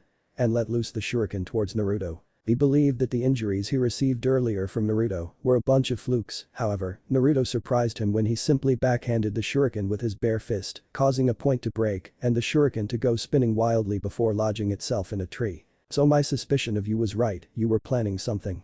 Said Naruto calmly, to think you would attempt to steal the village's forbidden scroll and attempt to murder Iruka-sensei. What? Shouted Mizuki, what do you mean demon? You mean to say Iruka is still alive? Is that not what I just said? Naruto asked rhetorically, man, who knew you were evil and stupid. This made Mizuki mad, so he decided to try and enlighten Naruto to a little secret the village had hidden from him. Hey, did you ever wonder why the villagers hate you? Asked Mizuki, which caused Naruto to raise an eyebrow in curiosity. Seeing this, Mizuki continued, you see, 16 years ago, the Kyuubi no Yoko had attacked the village did its best to fight off the Kyuubi, but we couldn't kill, so the Yondaime decided to seal it up in 2 children. Don't you see, he decided to seal it up in you and your demon whore of a sister. Mizuki saw Naruto had lowered his head and that his eyes were now shadowed. Thinking that he had an opening, Mizuki took a kunai out and began charging at Naruto in order to stab him in the head. However, when he was halfway there, he sensed a large amount of chakra suddenly coming from above him and looked up to see Naruto with a face of rage. His arms covered in gold from his shoulders to his fingers with markings all over them and his right arm cocked back to launch an attack. Naruto then launched his arm forward to strike Mizuki. This caused a massive explosion to occur and when the smoke cleared, it revealed a massive crater in the ground with Mizuki kneeling and clutching his shoulder because he was missing his right arm, which was several meters away and bent in all sorts of angles, showing that it was used to try and block the attack but was completely shattered and severed by the tremendous force from the punch. It then showed Naruto who was standing while holding the scroll with his left hand and his still clenched right fist, with both still covered in gold. This was what the group saw when they showed up and heard what Naruto said. They then saw Naruto look over at them with a fierce but calm look on his face, which made him look even more handsome and caused them all to blush. They snapped out of it when they saw Naruto toss the scroll towards them, which was caught by Naruto. They then heard Naruto speak, hold that until the Anbu show up while I deal with this traitor. They then saw Naruto turn back to Mizuki before he stepped forward and suddenly disappeared from view. Everyone in the clearing began looking for him, the women in curiosity and Mizuki in fear, before they heard a large boom and felt a shockwave and turned to see Naruto had just uppercut Mizuki with enough force to cause a shockwave of air before Mizuki was launched into the air. Naruto watched Mizuki for a second before he then stepped forward again with his right foot forward and bent his leg before jumping after Mizuki with so much force, the ground shattered and sent another shockwave. He then appeared above Mizuki with his ready to launch a kick but was covered in what looked like a black metallic material. Then they saw Naruto loose his kick with a shout of, Savage Blade Kick. Once Naruto's kick made contact with Mizuki's body, there was a big flash of black energy with a red outline that caused everyone to shield their eyes from the big blast of wind that suddenly blasted through when Mizuki made contact with the ground, also causing the ground to crater even more. The dust began to settle, allowing the group to see that Mizuki had been blown deep into the ground and was actually severed in half at the waist. They heard multiple people landing in the clearing and turned around to reveal Minato, several Anbu, and what looked like a young woman with red hair and slitted eyes. The Anbu and Minato all looked surprised at the damage, and the woman appeared to be very proud for some reason. Before anyone could say anything, they then heard a loud crash and turned to see that it was Naruto who had landed and was currently crouched with his eyes shadowed before he stood with his arms at his sides and slightly back with his left hand slightly clenched and his right hand in a complete fist and his mouth open to allow steam to be leaking from the corners of his mouth and his eyes were revealed and they showed massive amounts of power and strength in them. To all of the men, they were envious of how badass Naruto looked, and to the women, they were all blushing up a storm and feeling slightly wet, very in the cases of Anko, Hana, Tsume, and Kira, at how powerful and handsome he looked. He then relaxed his stance and breathed deeply before releasing it to finally calm down and turn towards the current audience. Before anyone could say anything however, the young woman with red slitted eyes glumped Naruto while shouting his name and then shocked everyone when she kissed him on the lips while wrapping her arms around his neck and they saw him returning it while wrapping his arms around her waist. Naruto, who was feeling immensely jealous of the girl, along with all of the other women present, stepped forward and shouted, "Hey!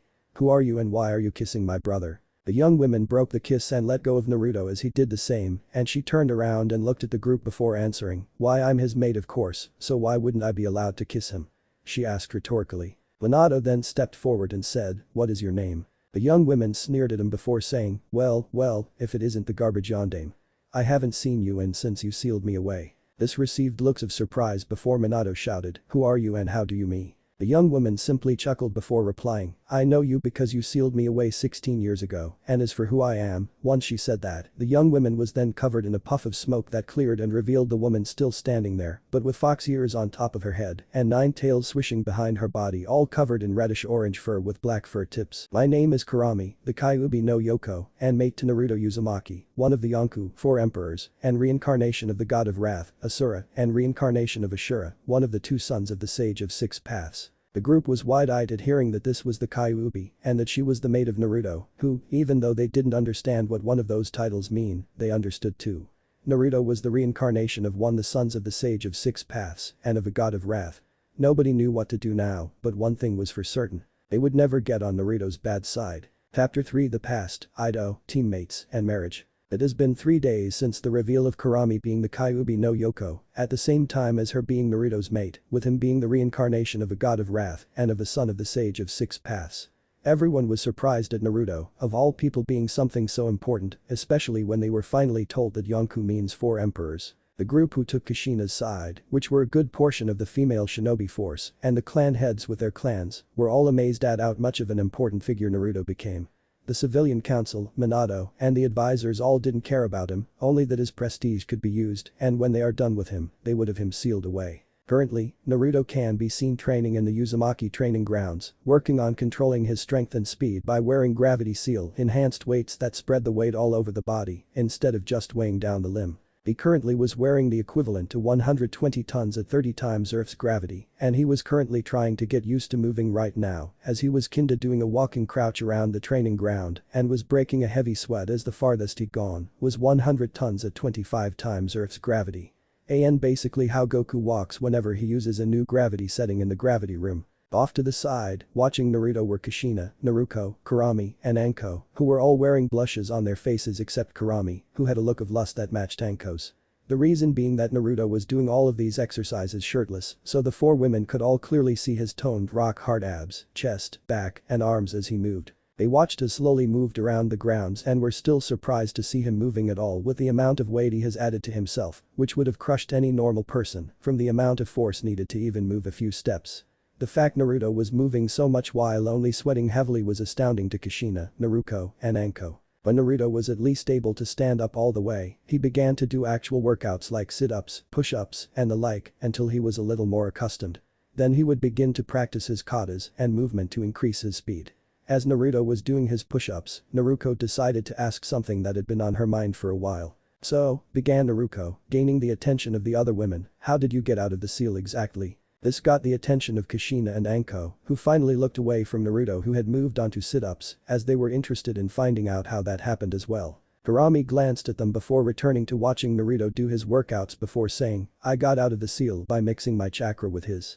This let me be out physically, but most of my power is still inside of him." Kurami then shows a mark that looks like a fox surrounded by a ring of flaming chains. This mark is basically proof that while I am out here, my power is still locked and can only be regulated by Naruto. The trio nodded their heads when Kushina asked, "How do you mix your chakra with his?" "Through physical contact, I was able to mix our chakras, which confused the seal just enough for me to create this body to be out here.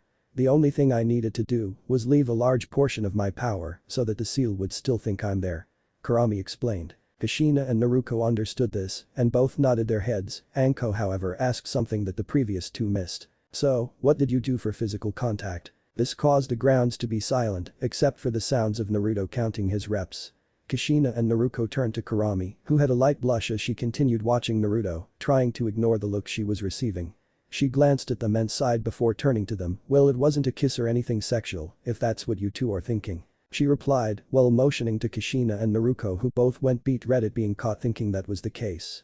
Kurami then turned back to Naruto and said, "I marked him as my mate, which requires me to bite his neck when he was 10 years old." At hearing this, Naruto and Kushina both felt jealous because they realized something. Kurami has spent more time teaching and being there for Naruto than either of them. Naruto didn't like this because she wanted her brother to herself and didn't like Kurami coming and trying to steal him away from her. Kushina didn't like this because that would mean that Naruto has been alone with Kurami for several years and had her there to teach him and help him than she has as his mother. Kurami could tell what they were feeling and said, "You guys shouldn't be feeling like that, it's not your fault you couldn't be there for him." This got the mother-daughter duo to look in shock at what Kurami said, expecting her to accuse them of being terrible family members. "He is here because he wants to be with you guys and spend time to get to know you and for you to do the same." The duo were wide-eyed and began thinking about this and realized she was right. They then heard a loud thud and turned to see Naruto was panting heavily with a puddle of sweat around him. They checked the clock and were surprised that they had been talking for almost 2 hours and all that time Naruto had been training. Then they heard a loud rumbling noise and were wondering where it came from until they heard Naruto moaning childishly, "I'm hungry."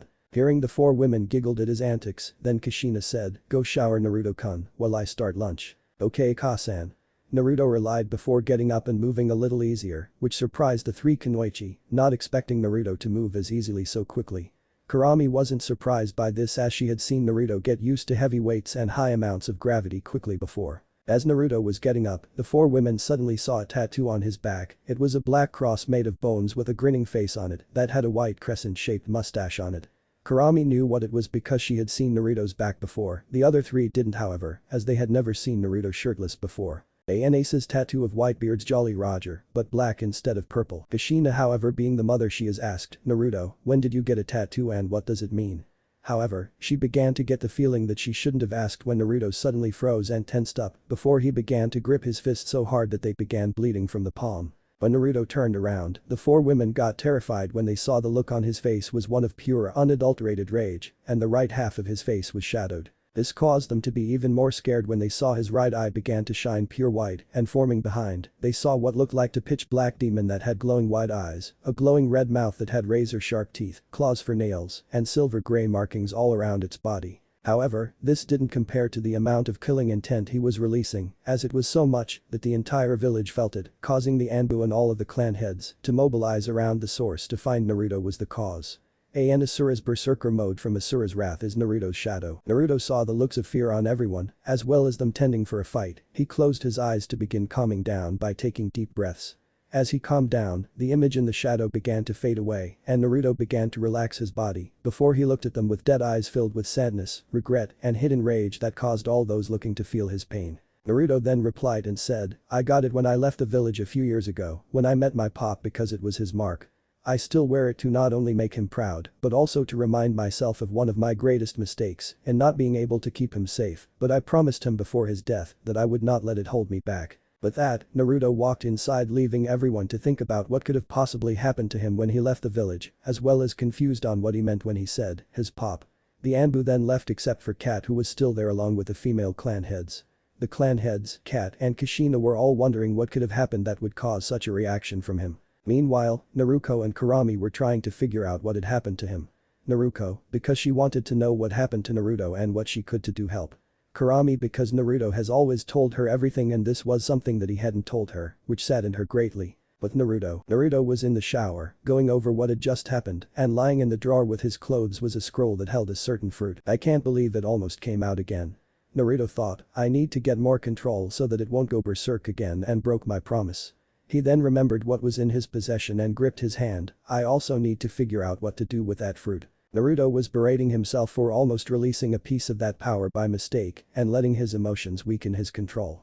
He couldn't let every reminder of his mistake cause him to go off the rails, especially when he swore to never let it hold him back and needed to figure out what to do with the fruit inside the scroll. He began to remember what led to his father's death, him swearing to never let it hold him back before he came back, and the first time he ever went berserk, and him taking possession of the fruit. Flashback, 2 weeks before Naruto was seen returning by Hinata. Naruto was crying as he was watched as his pop was dying after taking so much damage. He covered in slash marks from swords and was full of holes of different sizes, with the two worst being the two massive holes in the front of his torso. His white crescent shaped was broken on the left side, blood leaking down from his mouth, head and all of the wounds. He was standing at his full height of 2110, shirtless, wearing blood-stained, light-colored pants tucked into his large black boots, a white captain's coat that bore the same symbol on Naruto's back, and a black bandana on his head, with a matching dark sash tied around his waist. This was Edward Newgate, also known as Whitebeard, one of the Yonkou. Naruto was blaming himself for being so caught up fighting, he never noticed the traitor to his pop's family come up and begin to attack his pop. It wasn't until the announcement that his pa was dying that he realized what had happened. He was listening to his pop's last words when he then looked at Naruto and said, "Remember my son, you should never let your anger get the better of you, because it is when you do that you cause the worst damage to those around you and yourself. So, please, after this, let yourself live life to the fullest and try your best to not let it out of control, so you can live without regrets and worries, and I want you to take my place among the Yonkou, as well as my weapon that I will entrust to you." Naruto was crying tears as he couldn't believe that his pop was dying and he wasn't there to help protect him. He couldn't believe that he had failed to keep him safe, and yet his pop still wanted him to take his place, as well as his weapon. As Naruto was thinking about this, everyone from his pop's crew to every one of their allies began to leave, but he didn't move. He kept standing there with his eyes slowly widening before he began slowly get angry. Marco, who was retreating with the others, turned around and saw Naruto just standing there not moving. Marco tried to get to his crewmate, but was then grabbed and swept away with the others who were retreating to their ships. The Whitebeard crew and all their allies were already out at sea and hadn't realized they had left Naruto until Marco shouted, "Wait. We left Naruto behind." The entire Whitebeard crew and their allies suddenly turned to see Naruto still standing in the same spot with his head down surrounded by marine soldiers. They were about to turn around to go get him until Naruto's head snapped up to show he was filled with rage and his eyes were glowing completely white before he started screaming with pain, sadness, and rage in his voice. Then, a huge burst of red chaotic energy that began to go off in waves as he continued to shout, causing massive shockwaves to happen with electricity flowing everywhere. This caused an explosion of light that caused everyone to shield their eyes, and when the light died down along with the energy, they all saw standing in Naruto's place was a shiny, metallic-looking demon with glowing white eyes and a glowing mouth filled with fangs and claws. Behind him, looking connected to his shoulders, were 4 huge glowing yellow-orange arms with claws made of energy, before he let out a roar of anguish and anger, before everything flashed white. Flashback end. Naruto remembered waking up covered in bandages in the Mobi with a whitish blue pair with swirls in the shapes of the letter S all over it on the stand next to the bed. While he was looking around, he saw his pop's Bacento leaning on the wall in the room. He then heard the door open and saw Marco walk in, and he began to shout that Naruto was alright. The others then came rushing and exclaiming their joy at seeing him awake and alive. They all then informed him that after whatever happened, they all returned for him, only to find that the entire base had been destroyed, with the only survivors being the Marine admirals who had already left when he transformed, and that all the Marine soldiers and Marshal D. Teach and his crew died as well. This led the group to finding 2 of their fruits had changed into the Gura Gura no Mi that was next to him, but the Yummy Yummy no Mi, they weren't sure what to do with it, as they were afraid something would happen to it. Naruto then suggested that he take it with him inside a scroll that would never leave his side until he could find a proper owner. The others agreed and they brought the Yummy Yummy no Mi, which was a fruit that looked to be made of a lot of teardrop-shaped pieces with swirl designs on them, and they watched him bring out 2 scrolls. They watched as he unrolled the one with the kanji for souvenirs, J number on it, to reveal an intricate design of markings before he placed his hands on the scroll before in a puff of smoke he unsealed a pair of black-rimmed maroon-tinted sunglasses, a pair of golden snake earrings, a snake-shaped gem necklace, a pair of red-rimmed glasses, 3 pieces of blue, hollowed-out steel that looked to be able to come together, a pair of red ball-shaped earrings, a green furarka with light green lining, a pink and purple bandana, a white cowboy hat, and finally a light green feather. Once done he asked for the fruit which he placed among the pile of items, then resealed everything. He then opened the other scroll and copied the designs before he then wrote a note and sealed it inside, before rolling up a scroll entitling it Darkness Sea and rolling it up. Everyone was confused until he explained that it was a way misdirect thieves, which got looks of understanding from everyone.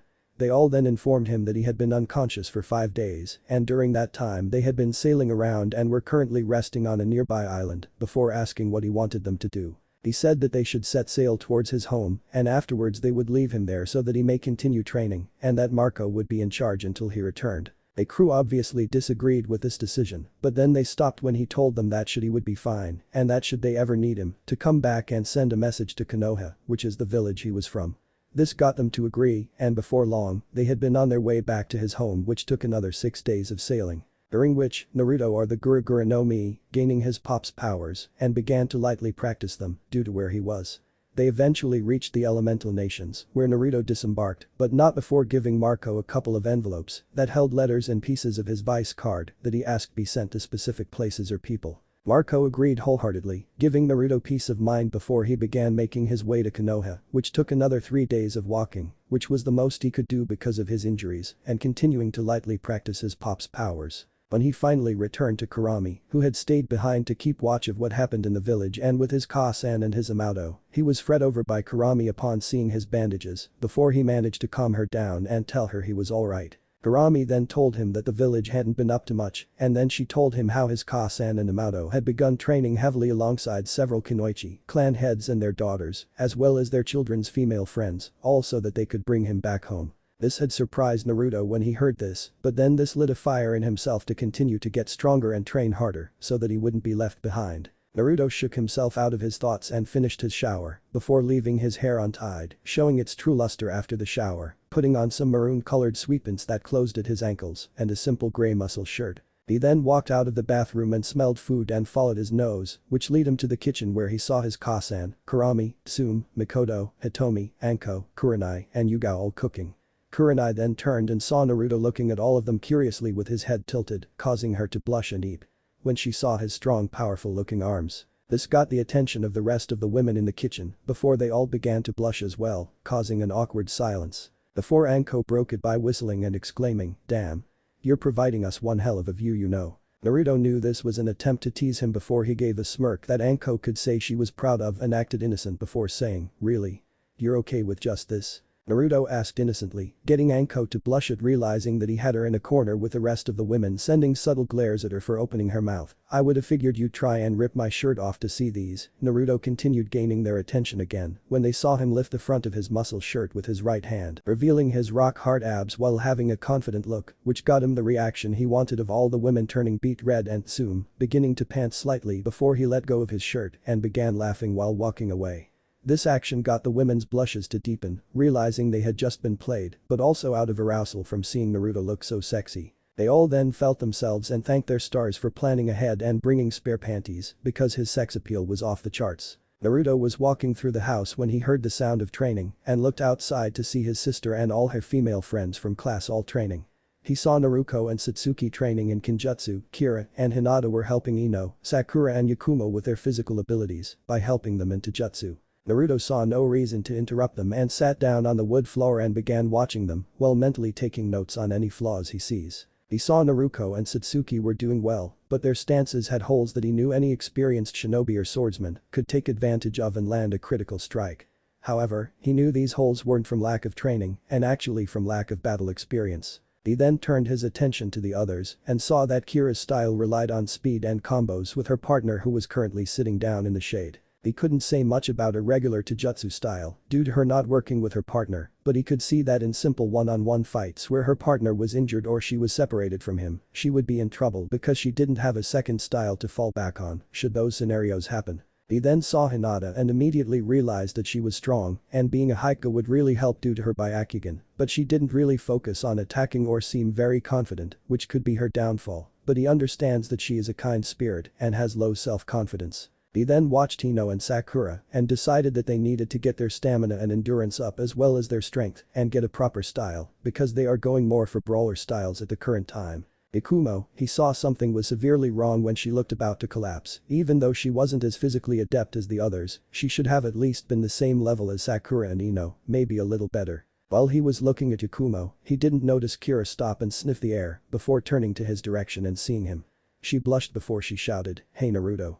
This got the reaction of all the girls stopping what they were doing to see Naruto calmly sitting on the floor of the porch, waving at all of them while calmly smiling. The girls all blushed seeing him with his hair out of its ponytail because it made him look more handsome in their opinion, as well as wearing a muscle shirt which showed off his arms very nicely. Hinata began to heavily blush, Sakura and Ino were blushing as well, with hearts in their eyes, Kira was blushing brightly and had drool coming out of her mouth, and Satsuki, Yakumo, and Naruto just had light blushes, with Satsuki and Yakumo trying to not let it be noticed by turning their heads. Naruto then asked, "What are you doing, Nai-san?" Naruto chuckled at their reactions before replying, "Well, I was walking around and then I saw all of you training and decided to sit and watch so that I could offer some help." This got the girls' attention as they then asked how they did. "Well, you all are doing very well in your own rights." Naruto began getting them all to smile, however, there are just a few things that I saw which could be problematic for you guys in the future. This got the girls to be serious and listen to what he had to say. "Naruto and Satsuki, you both are amazing at Kinjutsu and your forms are amazing as well. However, there are a few holes in your stances and when you move, but that is just due to lack of battle experience, so you should be fine as you grow and fight," explained Naruto, getting the two to smile and nod in understanding. He then turned to Kira. "Kira, I didn't see much because you were focusing on helping these three with their taijutsu and physical training which is great and from what I saw, I have no doubt that you will be a great teacher in the future." This got Kira to blush at his confidence in her. "Now, one thing I do know about your clan is that you work with your ninkin to perform your attacks, which is your greatest strength but also your greatest weakness." This got Kira to look at him in surprise. Naruto then went on to explain, "You see, well you both can work great together, if Akamaru gets hurt, lost or separated from you, then you will have to fight by yourself which, from what I know, you can't do because you don't have a second taijutsu style to fall back on." Kira then understood what he meant, if she ever lost Akamaru or he was hurt and she was on her own, then she would have to fight by herself. She looked at Naruto and nodded her head in understanding. Naruto then looked at Hinata. "Hinata, you are strong already, but the thing is, you don't seem to want to go on the offensive or seem too confident in yourself, which could be hazardous to not only yourself but your teammates as well." Hinata looked down, saddened by this fact, until Naruto explained it, "It's okay to be kind and to have a kind heart, but you also have to be confident, because if not, you may doubt a decision, and this could cause your team to fail a mission that could be critical or lead to them being hurt." Hinata understood what he meant and looked up at him and nodded her head with a small smile on her face. Naruto smiled and nodded as well, showing that he was happy she was taking it so well. He then turned to the last three. "Now, you three, I understand aren't as physically fit as the others." This earned Naruto 3 embarrassed blushes and sheepish looks. "Now, Ino and Sakura, you two are doing okay as you are, all you need to do is build up your stamina and endurance some more and find a taijutsu style for yourselves." Ino and Sakura nodded before they agreed to get back to training once he was done talking. Finally, Naruto turned to Yakumo and raised an eyebrow at her in curiosity. "Now, you confuse me a bit." This got everyone to be confused, even if you're not as physically adept as everyone, you should at least be at their level. He pointed at Ino and Sakura, getting them to blush, if not, just slightly better, but you seem to be doing worse, like something is holding you back or is sealed. This got Yakumo to tense and pale, which was missed by no one. "What's the matter?" Yakumo looked around and saw her friends were looking at her with worry, and Naruto was looking at her with concern and worry. Yakumo sighed before she spoke. "You're right, it is because I have a deal on me that holds back my power." "Why do you have it though?" asked Naruto, curious about why this is the case along with the other girls. "It is because my power is dangerous. When I was younger, my power would lead me to blacking out, and when I woke up, I would find that I did something bad." Yakumo explained with a shaky voice, sounding very scared when she suddenly felt a hand on her shoulder and looked up to see Naruto smiling at her, getting her to relax and blush at how close he was to her. "You don't have to worry about your power. I have a theory and if it's correct, I may be able to fix your power and get rid of the seal afterwards. But, I will need you to trust me, okay?" asked Naruto. Yakumo thought about it for a second before she looked up and nodded. Naruto nodded as well and sat down before asking Yakumo to sit as well. She sat in front of him and asked what he was going to do. Naruto explained that he was going to take the both of them into her mind so that they can fix everything. Naruto put his hands on Yakumo's head and was about to dive in to help. This was when Kurami came out to gather all the girls for lunch when she saw Naruto and Yakumo and shouted, "Stop. Don't do it." Getting the girls' attention and causing the adults inside to all come rushing out to see what was happening, but they were too late as Naruto's and Yakumo's heads drooped down, showing they were unconscious, but Naruto's hands were still on her head. The adults began running over to separate the two, but when they were about to reach for them, a barrier of white energy formed around the two, preventing anyone from disrupting them. Kurami then began to panic and shouted, "We have to stop him and get him out." "Why? What wrong with what he's doing?" "Whatever it is he's doing," asked Kushina, beginning to worry about her son after just reuniting with him. Kurami felt for Naruto through the seal and figured out what he was doing. It seems he is diving into her mind with her in order to help her fix a problem she is having with her powers, and it seems this barrier is his doing as well and is some sort of auto-defense when he is performing something and cannot move. Kurami informed the others, getting everyone to become curious about the energy and relax, except for Kurami who was still panicking, which was not missed. "Is there a reason you're still panicking, Kurami?" Kurami asked with narrowed eyes, getting everyone to focus on Kurami. Kurami sighed before she began, "A couple years ago, I was Yakumo-sensei with her being my apprentice. This surprised everyone at finding out that Yakumo was originally Kurami's apprentice. She was a prodigy when it came to Jinjutsu, as her Jinjutsu were so realistic and strong that only someone of equal power could break out of them, but she was born with a weak body. The crazy part was that she was actually still growing, but her abilities were derived entirely from her clan's Kekkei Genkai and would continue to make her more powerful. Her abilities were so strong at one point that if you were cut in the Jinjutsu, your brain actually thought you were cut in real life and your body would reflect that cut in real life. This got surprised looks from everyone there because they shocked that someone so young was so powerful. At one point, she used to use paintings to create her illusions, but they were still so powerful that I had to begin sealing away bits of her power at a time in order for her to get used to them. I thought I was doing the right thing, but it turned out to be the worst thing because eventually, all of the sealed power took on a consciousness of its own and began to call itself Ido, and it seemed to hold all this malice inside of itself. I can't describe it right, but the feeling of the one time I saw it and felt its presence because it took over her body, I thought I was in a living nightmare. At this point, everyone was beginning to worry about Naruto, wondering if he would be okay, because from what they're hearing, this may be something very bad. However, it was at this time, they noticed a barrier begin cracking before it completely shattered with a slight bang and a bright light, causing everyone to shield their eyes. When the light died down, they saw Naruto and Yakumo still on the floor. The only differences were that Yakumo looked different, as in she filled out, so that her previous low B cup turned into old D cup with legs to match. Her original brown hair was now mixed with strands of amber, and finally, she was currently kissing Naruto, who looked surprised, with her arms around his neck, making sure that she thoroughly enjoyed it. All the women there began to look and feel extremely jealous, except for Kurami as she expected something like this to happen. The other girls were jealous and wished that they were in Yakumo's place, with the grown women being jealous that they didn't have a kiss from Naruto. After Yakumo broke the kiss, everyone saw a string of saliva still connecting the two, before Yakumo smiled greatly, showing so much more emotion than she has in years, shocking her friends, and Kurami hugged Naruto and began thanking him repeatedly, while her eyes began tearing up. While Yakumo was thanking Naruto, everyone was confused on what happened in Yakumo's mind to cause such a reaction. 5 minutes ago, inside Yakumo's mind, Naruto and Yakumo were diving through her mind, heading to the root of the problem. On their way down, they saw images of memories passing by. They ignored these and kept going until they reached an area that was dark and gloomy, where instead of images of memories, they all looked like paintings of Kurami suffering through different deaths and tortures. Yakumo was holding on to him from behind and was scared, and she ducked behind him even more when they heard a voice. "Who are you?"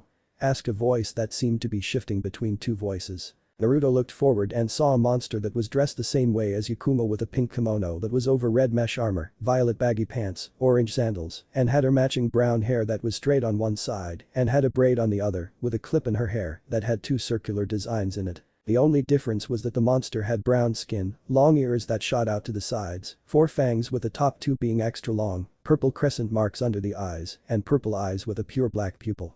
This was Ido, the manifestation of Yakumo's powers that became conscious, and it looked angry. Naruto stood his ground with a fierce look of determination and replied, "My name is Naruto, and I am a friend of Yakumo's who wanted to see what was wrong with her and help, and it appears that I have found the problem. This body is too weak for her to wield our power. So, I will take over and show those who look down on us," exclaimed Ido. Naruto just looked saddened by this and said, "But can't you see that you're hurting Yakumo more by not working together?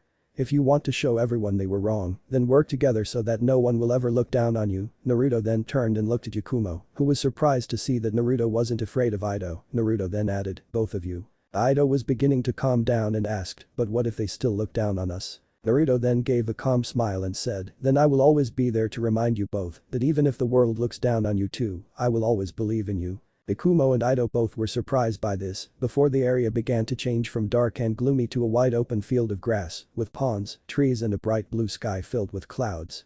Also standing before Naruto was Yakumo, who looked different. She also looked healthier than she had before and happier as well. Yakumo then opened her eyes to reveal that she still had one light brown eye, but the other had turned amber in color. When she laid her eyes on him, immediately jumped at him, wrapped her arms around his neck and gave him a kiss. Naruto was surprised by this turn of events, and then the world flashed in a bright white light, causing him to shut his eyes. When he opened his eyes, they were back in the real world, and Yakumo was still kissing him, which very much surprised him, before she broke it off and began hugging him while thanking him over and over. He then looked around and saw everyone was staring at him and Yakumo, which got him to blush in embarrassment at having everyone stare at them. He then put up a hand and said, "What's up everyone? What are you doing here?" Kurami was the first to get out of her shock and asked, "What are we doing? What were you thinking?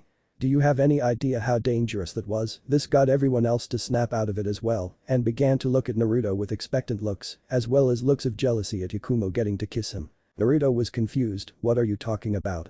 All I did was help Yakumo-chan fix a problem with her power in her mind by talking to it. Did nobody think of doing that?" asked Naruto with a raised eyebrow. Kurami began to blush and drop her head in embarrassment, admitting that she hadn't thought of that. Naruto just chuckled and got up, with a little difficulty due to Yakumo not wanting to let go, but he simply moved her to his back. Then he walked over to Kurami and lightly patted her back while smiling at her and said, "It's okay, I didn't expect you to think of doing that, especially when you had previously been her sensei but then grew scared. I understand that everyone grows scared, and when they do, they don't want to try anything related to the person or object. But I do know from what I saw that you tried your best." Kurami simply nodded, while everyone began to smile at Naruto, not blaming Kurami for not helping more.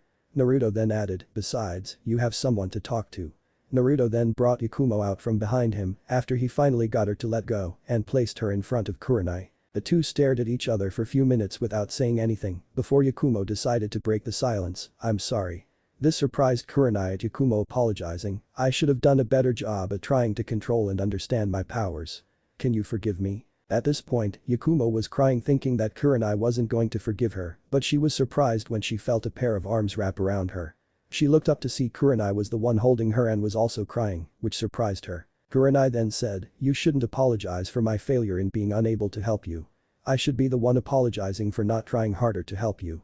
So, can you forgive me, Yakumo?" Yakumo was still crying, but this time it was out of joy as she began smiling while hugging Kurami back, and she said, "Yeah, I forgive you." Everyone began to smile at the scene before them. While this was going on, Naruto had moved to the back with Kurami and began smiling as well at being able to help someone. Kurami then reached over and grabbed his hand, gaining his attention, and she smiled at him before saying, "You did a good thing, you know that." Naruto nodded and said, "Yeah, but I still don't know how to react to that kiss." Kurami giggled, "Well, do you like her that way?" Naruto blushed a little and said, "Yeah, but what about you?" Kurami just replied, "I'm fine with it, and luckily, because you're the last male of a clan, you will be placed under the craw, so you can have multiple girls and not feel guilty about it." Naruto nodded, "Well, that's a load off my mind, but I don't think that will be possible at the current time, while the bastard is still Hokage," Naruto said with venom at mentioning Minato. Kurami then frowned and realized that he was right, because while Minato was still Hokage, he could force Naruto to get married to anyone he chooses, and they would only care about his money and prestige as part of the Uzumaki clan. Kurami then had a thought, "Well, what if you date her, but don't let anyone know except for me and those we can trust?" At this, Kurami motioned to all the women present before continuing, "Until a new Hokage is chosen." Naruto thought about it and decided that it was a good plan, and there didn't seem to be any issues of trust, so Naruto nodded, agreeing with the plan. He then cleared his throat, gaining everyone's attention, and began telling them the plan. All the women present agreed with it, with Yakumo also blushing brightly because she could stay with Naruto and not feel bad. The others also felt that this was their chance to get together with Naruto as well, all they needed was the opportunity to do so. But that everyone then went inside and ate lunch before they spent the day relaxing. Naruto, Yakumo, and Kurami were all relaxing on couch, with Yakumo and Kurami relaxing on either side of Naruto and laying their heads on his shoulders. The others felt jealous at not being in their place, but then told themselves they could wait, and when they got him, it would be worth it. Later, at night, it was now the middle of the night, and everyone had gone to bed with Kurami and Naruto sharing a room, but they weren't sleeping like the rest, and were instead making out with Kurami on top of Naruto. Kurami was running her fingers through his hair while Naruto was running his hands up and down her body, before resting them on her nice fur mass. He gave it a squeeze, earning a moan from Kurami, who hadn't broken the kiss yet, and when she did, there was a string of saliva still connecting the two, and Kurami had a look of lust on her face. Naruto then asked, "What do I owe this turn of events to?" With a smirk. "Well, I thought about rewarding you for doing such a good job helping that girl out, and then I remembered that it's been 3 years since our last time together, that I couldn't help myself." Kurami said with a matching smirk, while beginning to loosen her clothing. "So, what do you say? Do you want this sexy fox or what?" Naruto's response was to leap at her and tear off her kimono blouse and look her in the eyes with a wild look and said, "Oh, I really want this fox." Naruto then fell to lay beside Kurami, who had begun instinctively curling up into his side while wrapping her arms around him. Naruto looked at her with half-lidded eyes and smiled softly before wrapping his arms around her, getting Kurami to smile in her sleep before he then went to sleep. Time skip, 4 days later. It has been 4 days since Naruto began dating Yakumo after helping her, as well as since he slept with Kurami for the first time in 3 years, and it was now time for the genin to receive their team assignments. It had been an interesting time during the past 4 days. The morning after Naruto and Kurami had sex was an interesting time for the duo. First, Kurami couldn't get out of bed because she had no feeling in her lower half, and so Naruto carried her to the shower, where they spent another hour together.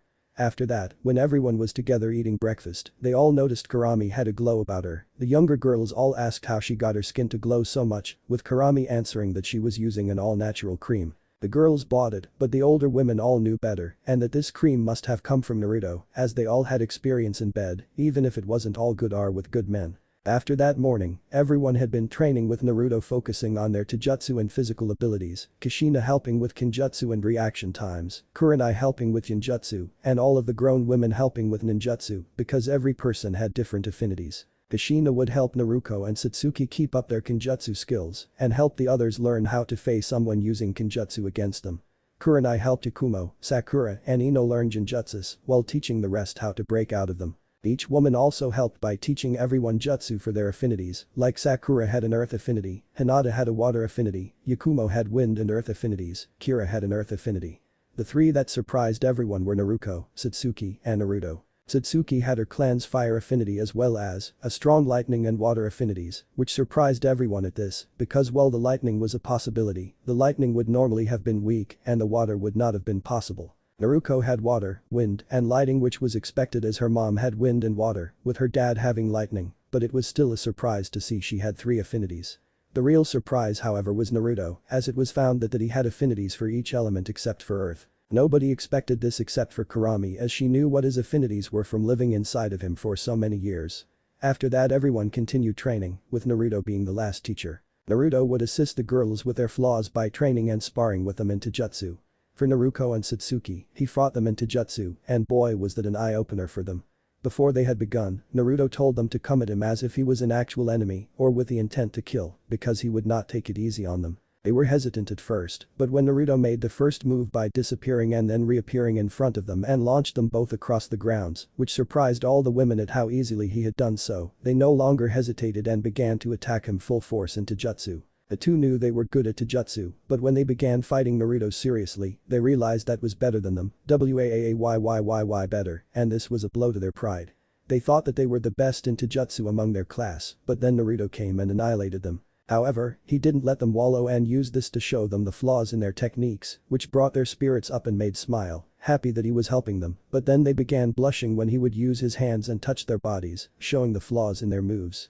All in all, they really enjoyed training with Naruto, fixed some of their flaws, and got better at taijutsu. Naruto did the same for Kira and Hinata, but with Kira, he taught her how to also slow down and calm down in order to focus better and pay attention to her surroundings in order to sense attacks from multiple directions. This involved him using shadow clones, which he was taught by Kushina, and placing them in multiple places at different distances with Kira in the middle, blindfolded, and the Naruto throwing plastic balls at her with enough strength that he left several bruises all over her body until she finally began to calm down and was able to dodge and deflect every single one. Kira was proud that she was able to do it after 3 days of training and felt extremely happy and blushed when Naruto told her that he was proud of her and to keep up the good work. With Hinata, Naruto helped her first begin building up her confidence more in combat, then he had her begin to use her clan's taijutsu against him, but after a while, he had her stop when he noticed something about her style. She was confused and nervous on why he stopped, believing that he was going to call her weak and a failure, which he must have seen because he reassured her that there was nothing wrong with her. This got her to relax. She was very surprised when he instead asked what her elemental affinities were, and she replied water before asking why he wanted to know. Naruto explained that she looked to be uncomfortable with the way she was fighting and said they would need to edit her clan's technique in order to fit someone with her affinities and flexibility because her clan usually had earth affinities. This made where her clan's style of taijutsu was meant more for people with earth affinities as well as were more rigid, but because she had a water affinity and was more flexible, it was like her body was fighting itself in order to move how it was supposed to. Hinata nodded in understanding and asked him when they could fix it, with Naruto replying they would begin as soon as she felt like it. Hinata had been grateful to Naruto helping her because she was now more confident during combat and while she still didn't like hurting people, she would go on the offensive when needed. They had also finally changed her clan's taijutsu a bit so that it would better work for her as she now felt more comfortable and was now able to feel better about herself during training and combat. As for Yakumo, Ino, and Sakura, they received the most help from Naruto in order to build up their endurance and stamina, as well as begin learning some forms of taijutsu from Naruto. Ino and Yakumo learned judo, as this allowed them to learn how to deflect, flip, and throw people, and not use too much energy. They both also blushed for many hours as Naruto would teach them what to do by placing his hands on there and demonstrate how a throw would go by lightly and softly turning, throwing, and flipping them so that they wouldn't get hurt. They both loved feeling Naruto's hands on their bodies, whether it was their arms, legs, hips, or torso, they loved feeling it, however they still paid attention to each lesson he taught. After each lesson, Naruto would have them try and do what he just taught to him to see if they got it and they both would perform the moves and also loved being able to grab his strong muscular body each time. As for Sakura, he taught her Muay Thai, as he explained that this allowed her to make stronger attacks than she normally could due to using her knees and elbows mainly, while also allowing for fast strikes through making her limbs do a snapping motion which allowed for fast quick strikes. He also used his hands to fix her stances and gave her examples of how a move should go. Afterwards, they both had a spar using only Muay Thai, and Sakura proved to be a natural user thanks to her fit arms that she gained from training. Another interesting thing that happened was that Sakura's mom came one day looking for Sakura and met Naruto, and the meeting was quite interesting to say the least. Flashback: Mabuki's POV. Mabuki had been walking around the village looking for her daughter Sakura in order to tell her to come home as it was getting late. Mabuki was a beautiful woman with fair skin and shoulder-length blonde hair with a single bang falling down her face. She had green eyes and wore a white kipao dress that hugged her double F cup with 3 red circular designs on the bottom of her dress and the back. Underneath she wore pink 3/4 length pants and brown sandals. Unknown to most in the village, as well as her husband and daughter, Mabuki used to be a kunoichi and was a damn good one until she had Sakura and retired. After an hour of walking, Mabuki remembered that her daughter would go train at Kushina's house and so she went in that direction. When Mabuki had finally come to Kushina's house, Kushina greeted her and asked what she was doing here, with Mabuki replying that she had come for her daughter. Kushina replied that she was in the back training and took Mabuki to the training grounds, and when Mabuki saw her daughter sparring with Naruto, she was ready to just immediately grab Sakura and then inform her husband, even though she didn't want to. For you see, unknown to popular belief, Mabuki did not hate Naruto and his family or think of Naruto and his family as demons or demon whores, her husband did. She just didn't know them that well, and this caused her to be adamant about talking with them, but as she was about to call her daughter, she saw her daughter smiling a bright and warm smile that she had never seen on her daughter's face at home. After seeing this, she decided to wait and watch her daughter train with Naruto and not tell her husband. She had grown worried when her daughter was knocked to the floor, but she smiled when she saw Naruto help Sakura stand and then begin explaining what she did wrong with a smile, while praising her for doing a good job. Mabuki was surprised at how much of a good teacher Naruto was, and at this time, she decided to make herself known. Sakura had a look of surprise and slight worry at seeing her mother, which kinda surprised Mabuki at her daughter's reaction at seeing her, but it was Naruto's expression that surprised her the most, as when he saw her, his face instantly went neutral and cold, with only his eyes expressing his curiosity at seeing her. This surprised Mabuki very much as she hadn't expected him to suddenly change expression so quickly, but then she was broken from her thoughts when Sakura began stuttering at how she hadn't expected to see her and what she was doing here with a fake smile. This hurt Miyuki because she hadn't realized how much she let her husband dictate their lives until now, or how unhappy her daughter was at home, because when she saw her daughter have a fake smile on her face, she instantly realized it was the same smile she gave them at home. Miyuki then agreed with herself that she liked the other smile she saw from her daughter that was warm, brighthappy. Miyuki told Sakura not to worry and that she was just coming to get her and inform her that it was late and time to go home. Sakura was scared to go home, and Miyuki saw this and said not to worry because she wouldn't say anything to her husband anymore, as well as to keep up the good work. Sakura was stunned at this before she gave her mom her real bright smile and acknowledged her mom's words before agreeing. Miyuki smiled and then turned to Naruto, who had softened his expression a bit when he saw Sakura smiling again, before he went back to completely neutral when seeing Miyuki turn to him. Miyuki then did something that greatly surprised him, she bowed and thanked him for helping her daughter with her training. Upon hearing this, Naruto asked Miyuki to raise her head, and when she did, she blushed at seeing his expression had softened, and he was smiling at her before he said that there was no need to thank him, as he just wanted to make sure she made it back to her friends and family alive after each mission. Miyuki smiled and thanked him regardless, before she explained to him and Kushina that she had never actually hated them, she just didn't know them well, and that it was her husband who hated them. This got Naruto to nod his head before he said that he already figured it was something like that, which earned him surprised looks from the three. When they asked how he knew, he explained that he didn't feel hatred or malice coming from Miyuki, just curiosity that was directed at him and Kushina, but was mainly directed at him. This surprised the group, and Kushina asked how he was able to tell what they were feeling, and Naruto explained that he could sense emotions and was able to tell which were negative, like hatred, neutral, like curiosity, and positive, like joy. Afterwards, Naruto then told Miyuki that if ever wanted to talk and get to know him, then all she had to do was ask. Miyuki nodded her head with a smile and said she would take him up on that offer. But that Miyuki and Sakura left to go home, and while they were walking Miyuki surprised Sakura when she could expect grandchildren, which got Sakura to blush, until Sakura gained a sly smile and asked Miyuki when she could expect siblings from her and Naruto. Miyuki sputtered in surprise at the sudden question with a bright blush, before she asked her daughter if it was noticeable that she was checking Naruto out, with Sakura shaking her head and replying no, but only she had caught it.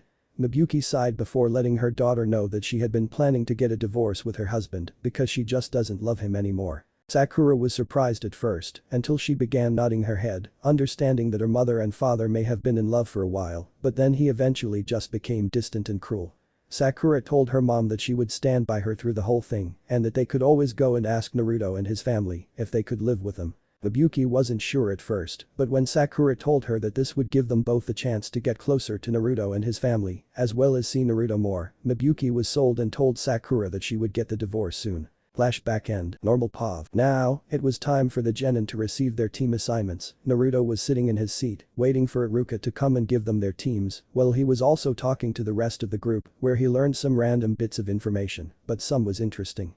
Like Choji apparently had a cousin whose father was a kumonin, and her mother was his aunt on his mother's side. Naruto also learned that while Choji, his parents and her mom all treated her nicely, the rest of the clan and village seemed to be mean to her. He asked what her name was and found that it was Chacho, and that she was actually part of their graduating class as well, and that she had been homeschooled so as to minimize the amount of teasing and bullying she received, but would be arriving today so that she would get her team assignments. Naruto nodded and asked Choji to let him know so that he could meet her and hopefully be friends with her, which got Choji to smile and nod his head while telling Naruto that he would do so. Naruto then continued to listen and talk and learned that Shikamaru was the definition of lazy genius as he was incredibly smart but just didn't like putting in effort. Naruto got to know that Shikamaru liked to lay down and watch clouds and play shogi, and that his clan used shadow techniques which greatly interested Naruto. They began to talk about ways to use his clan's techniques when Naruto suggested maybe using shadows that come from clouds to increase the shadow they can use. Shikamaru was very interested in this idea and said he would try it and that they should hang out sometime with Naruto agreeing. With Shino, Naruto just greeted him and told him of some bugs that he had encountered during the past few years, with Shino listening intently about these insects and looked at the pictures of some of them that Naruto had. As for Sasuke, give me your power and teach me your techniques. Dope. Naruto just ignored him as he kept trying to demand that Naruto give him secrets and power, until Naruto had enough and knocked him out with a simple back fist while having a straight face. At this, the entire class went silent in surprise, and all of Sasuke's fangirls were about to begin raging on Naruto until Naruto turned to them with the same face and stared at them. This made them feel like they were being stared at like they were nothing until they turned their heads down in fear. Naruto didn't like seeing this and stood up, which made the entire class watch, until he moved to the girls who still had their heads down, and he said that he wasn't mad at them. This surprised the fangirls, and then they looked up and blushed when they saw him smiling at them, before he then explained that he had earned and worked hard to get his strength, and that Sasuke was just trying to demand it from him when he wasn't willing to work for it, so he knocked him out to shut him up. They all then understood where Naruto was coming from, and all saw Sasuke was nothing but a spoiled brat who believes he should have everything. After they nodded their heads, showing they understood where he was coming from, while mentally realizing that Naruto was the better choice than Sasuke. Naruto must have sensed this as he then told them that they would go farther as kunoichi if they took this seriously, and they may also get the attention of guys that they like. This made all of the girls gain serious expressions before they nodded, promising to themselves that even if they didn't gain Naruto's affections, they would do their best as kunoichi in order to impress someone. Now, everyone was sitting in their seats while quietly talking to each other about random things, when suddenly the door opened and walking in was a girl with a slightly heavier build. She had red lipstick-covered lips, dark-colored skin, amber-colored eyes and brown hair that was kept in two spiky ponytails, with the rest kept back with a pink headband and her bangs covering her left eye. She was wearing a white kimono with a mesh armor t-shirt underneath that hugged her double G cup, her wide hips, mouth-watering thighs, and huge firm-looking bubble butt. To finish, she had a yellow sash with a darker yellow ribbon, black arm warmers, and black shinobi long boots, with gray stud earrings in both her ears. AN. For what I'm thinking, look up, Boruto Chacho, and look for the image with Sarada and Chacho walking with each other, sweating, wearing black sports bras and black yoga pants, with red towels in hand. That is the body type I am thinking of with slightly thinner lips. When she walked in, everyone stopped talking and watched as she went to the back away from everyone else before she took out a bag of chips and began eating them while ignoring everyone, with everyone beginning to talk to each other again. Naruto didn't know who this was, but he could feel that she was sad and he wanted to help when he felt Choji begin to tap his shoulder. Naruto turned to Choji to see what was up. That's her. That's my cousin, the one I was telling you about. Choji told Naruto. Naruto's eyes widened for a second before he smiled and nodded, before he stood up and began moving towards her without her noticing, until he sat down next to her. She noticed someone sit next to her and glanced at them before blushing at seeing such a handsome boy sit next to her.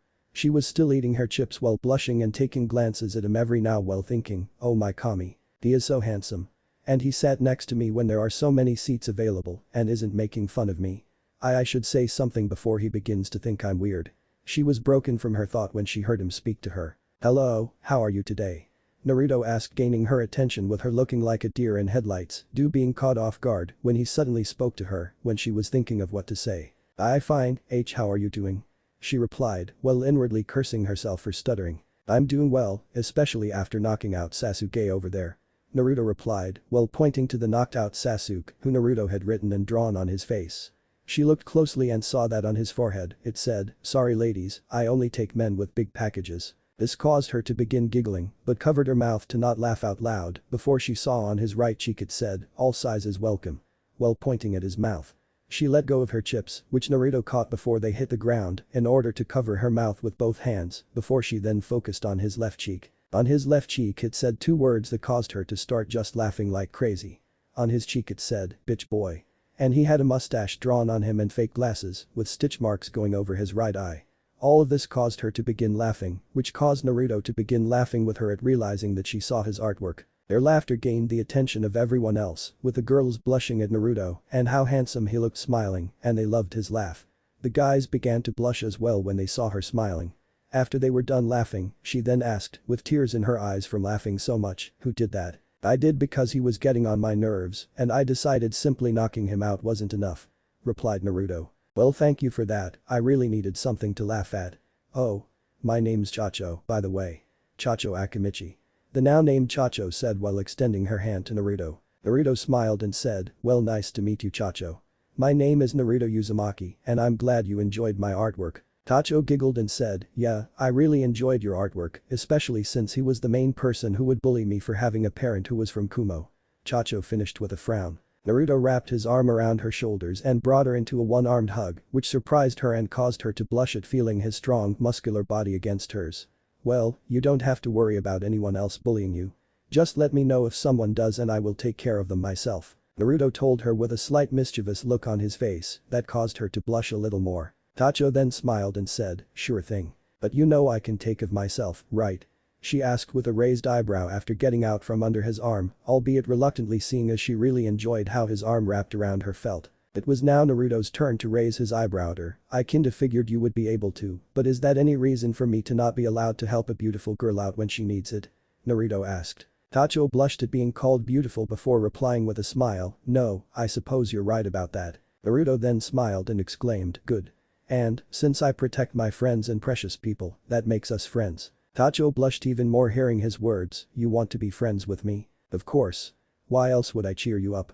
Naruto asked while tilting his head, getting Chacho to mentally exclaim, Kawaii. Before she could reply, Haruka walked in and told everyone to sit in a seat, and he was pleasantly surprised to see everyone listen to him without him having to resort to his big head no jutsu, and was greatly surprised to see everyone have this new sense of determination. Haruka began looking around to see everyone had their eyes on him, but when his sight landed on Sasuke, he froze for a second before he began laughing at the hilarious sight before him. When he finally calmed down, he asked someone to wake him up. Naruto raised his hand and volunteered before he raised voice a little and said, Sasuke will never be stronger than his brother. This got the reaction of Sasuke's eyes snapping open before he began shouting about who said that and how he will make them eat those words. Haruka shook his head before saying, shut up Sasuke and go wash your face, you've got something right there. Haruka said, while pointing at his face. This caused everyone to begin laughing at Sasuke, who ran out of the room to the bathroom. Every then heard a roar of, damn IIITTT. That caused everyone to begin laughing even harder, with Naruto being the only one to simply smirk. 20 minutes later, Sasuke was back in his seat and the class was beginning to continue. Haruka then gave the usual speech of how proud he is of them and to keep growing stronger to protect Konoha. Afterwards, Haruka began to call out the teams, and skipping teams 1 to 6, and team 7 will be made of Sasuke Uchiha, Sakura Haruno, and Shikamaru Nara, and your sensei will be Kakashi Haddock. Team 8 will be Kira Inuzuka, Hinata Hyuga, and Shino Aburam, and your sensei will be Kuranaiki. Team 9 is still in rotation. Team 10 will be Ino Yamanaka, Choji Akimichi, and Yakumo Kurama, and your sensei will be Asuma Sarutobi. And finally, Team 11 will Naruto Uzumaki, Satsuki Uchiha, Chacho Akimichi, and Naruto Uzumaki, and your sensei will be Kushina Uzumaki, with assistant sensei being Anko Midarashi. Everyone was astonished at the final team as they weren't expecting this turnout for teams, especially the final team. However, not everyone was happy with this. Why do they get 2 senseis while I'm stuck with these 2? I should be the one to receive 2 senseis. I am an Uchiha after all, an elite. Sasuke shouted, angered by how a couple of nobodies got 2 senseis when he was still got one that he has to share. Haruka had enough of Sasuke's attitude and said, Sasuke Uchiha. You will respect the decision that has been made, or you can drop out completely and not have to worry about sharing a sensei because you won't have one. Sasuke then simply sat down and shut up, still completely upset at being stuck on a team with, in his mind, useless nobodies. Meanwhile, while the genin were receiving their team assignments, there was a big commotion coming from the village. The cause was a group of 4 beautiful women that had been seen entering the village and entered the Hokage Tower, who were all, except for one, wearing revealing bikinis made out of different animal skins with white coat around their shoulders that had bright yellow epaulets on the shoulders with black boots. One of them was wearing a brown revealing bikini, she had a quiver of arrows at her hip and had a green and black striped snake around her waist. She had short blonde hair, dark brown eyes, and a curvaceous figure, as seen by her long legs, mouth-watering thighs, double E cup, and thin waist. Her name was Marguerite and she was one of 3 bodyguards. The second lady was tall and had a green bikini top with white irregular patterns and green panties with orange flaps circling her hips. She also had a white coat with bright yellow epaulets and brown boots. She had green wavy hair, sea green eyes, a wide head, and a wavy forked tongue that stuck out of her mouth. She also had a curvaceous body as seen by her double eye cup, wide hips, large bubble butt, and succulent thighs. Her name was Boa Sandersonia, and she was another of the 3 bodyguards. The third lady was also tall, and she wore a purple bikini with floral designs on the top, a pink flower necklace and brown boots, along with a matching white coat with epaulets. She had long, wavy orange hair with the top of her hair styled to look like a Valkyrie's helmet.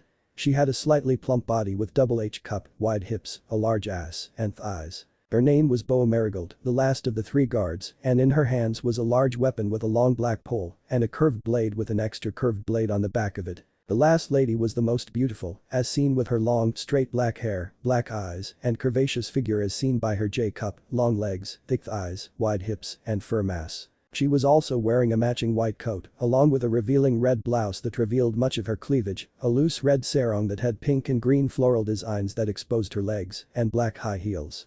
Slithering next to her was a large white snake with large pink spots, a horned skull on its head with blue hair jutting out from the back of the skull. This was Boahan, one of the Shichibukai, older sister to Sandersonia and Marigold, and next to her was her snake, Salome. Currently, they stood in front of the one-armed Minato, who was also slightly blushing at the sight of the women's choice of clothing, as well as Boa's beauty. He then cleared his throat and mostly regained his composure, as seen by the slight blush still on his cheeks, before he asked, "Hello, who are you beautiful ladies?" Boa was the one who answered, "My name is Boahan, these are my sisters Sandersonia and Marigold, who are acting as my bodyguards along with Marguerite." Minato nodded before asking smiling, "And what may I do for today?" Sandersonia was the one who replied, "We came here today because we have information that they originated from this village and have recently come back." Minato nodded before asking, "Alright, and who is it that you are looking for?" Marguerite was the one answered this time, "We are looking for Naruto-sama." She didn't notice the look of disdain that Minato got on his face for a second, but the other three did. "He told us that if we ever needed anything from him then to come here and look for a village called Konoha." Minato now had a neutral look and asked, "And what is it that you need of him?" Boa, who was blushing, was the one who answered, and it was not what Minato was expecting, "We came to have him marry with us." At this, the other three began blushing as well. The entire room went silent before the village heard a shout of, "Wide. What if Minato and Kushina sealed dragon blood inside Naruto?" Thanks for watching my video till the end. If you enjoy this content, then do consider subscribing to my channel and leave a like if you guys need the next part, comment down, and thanks for watching the video and see you guys in the next video.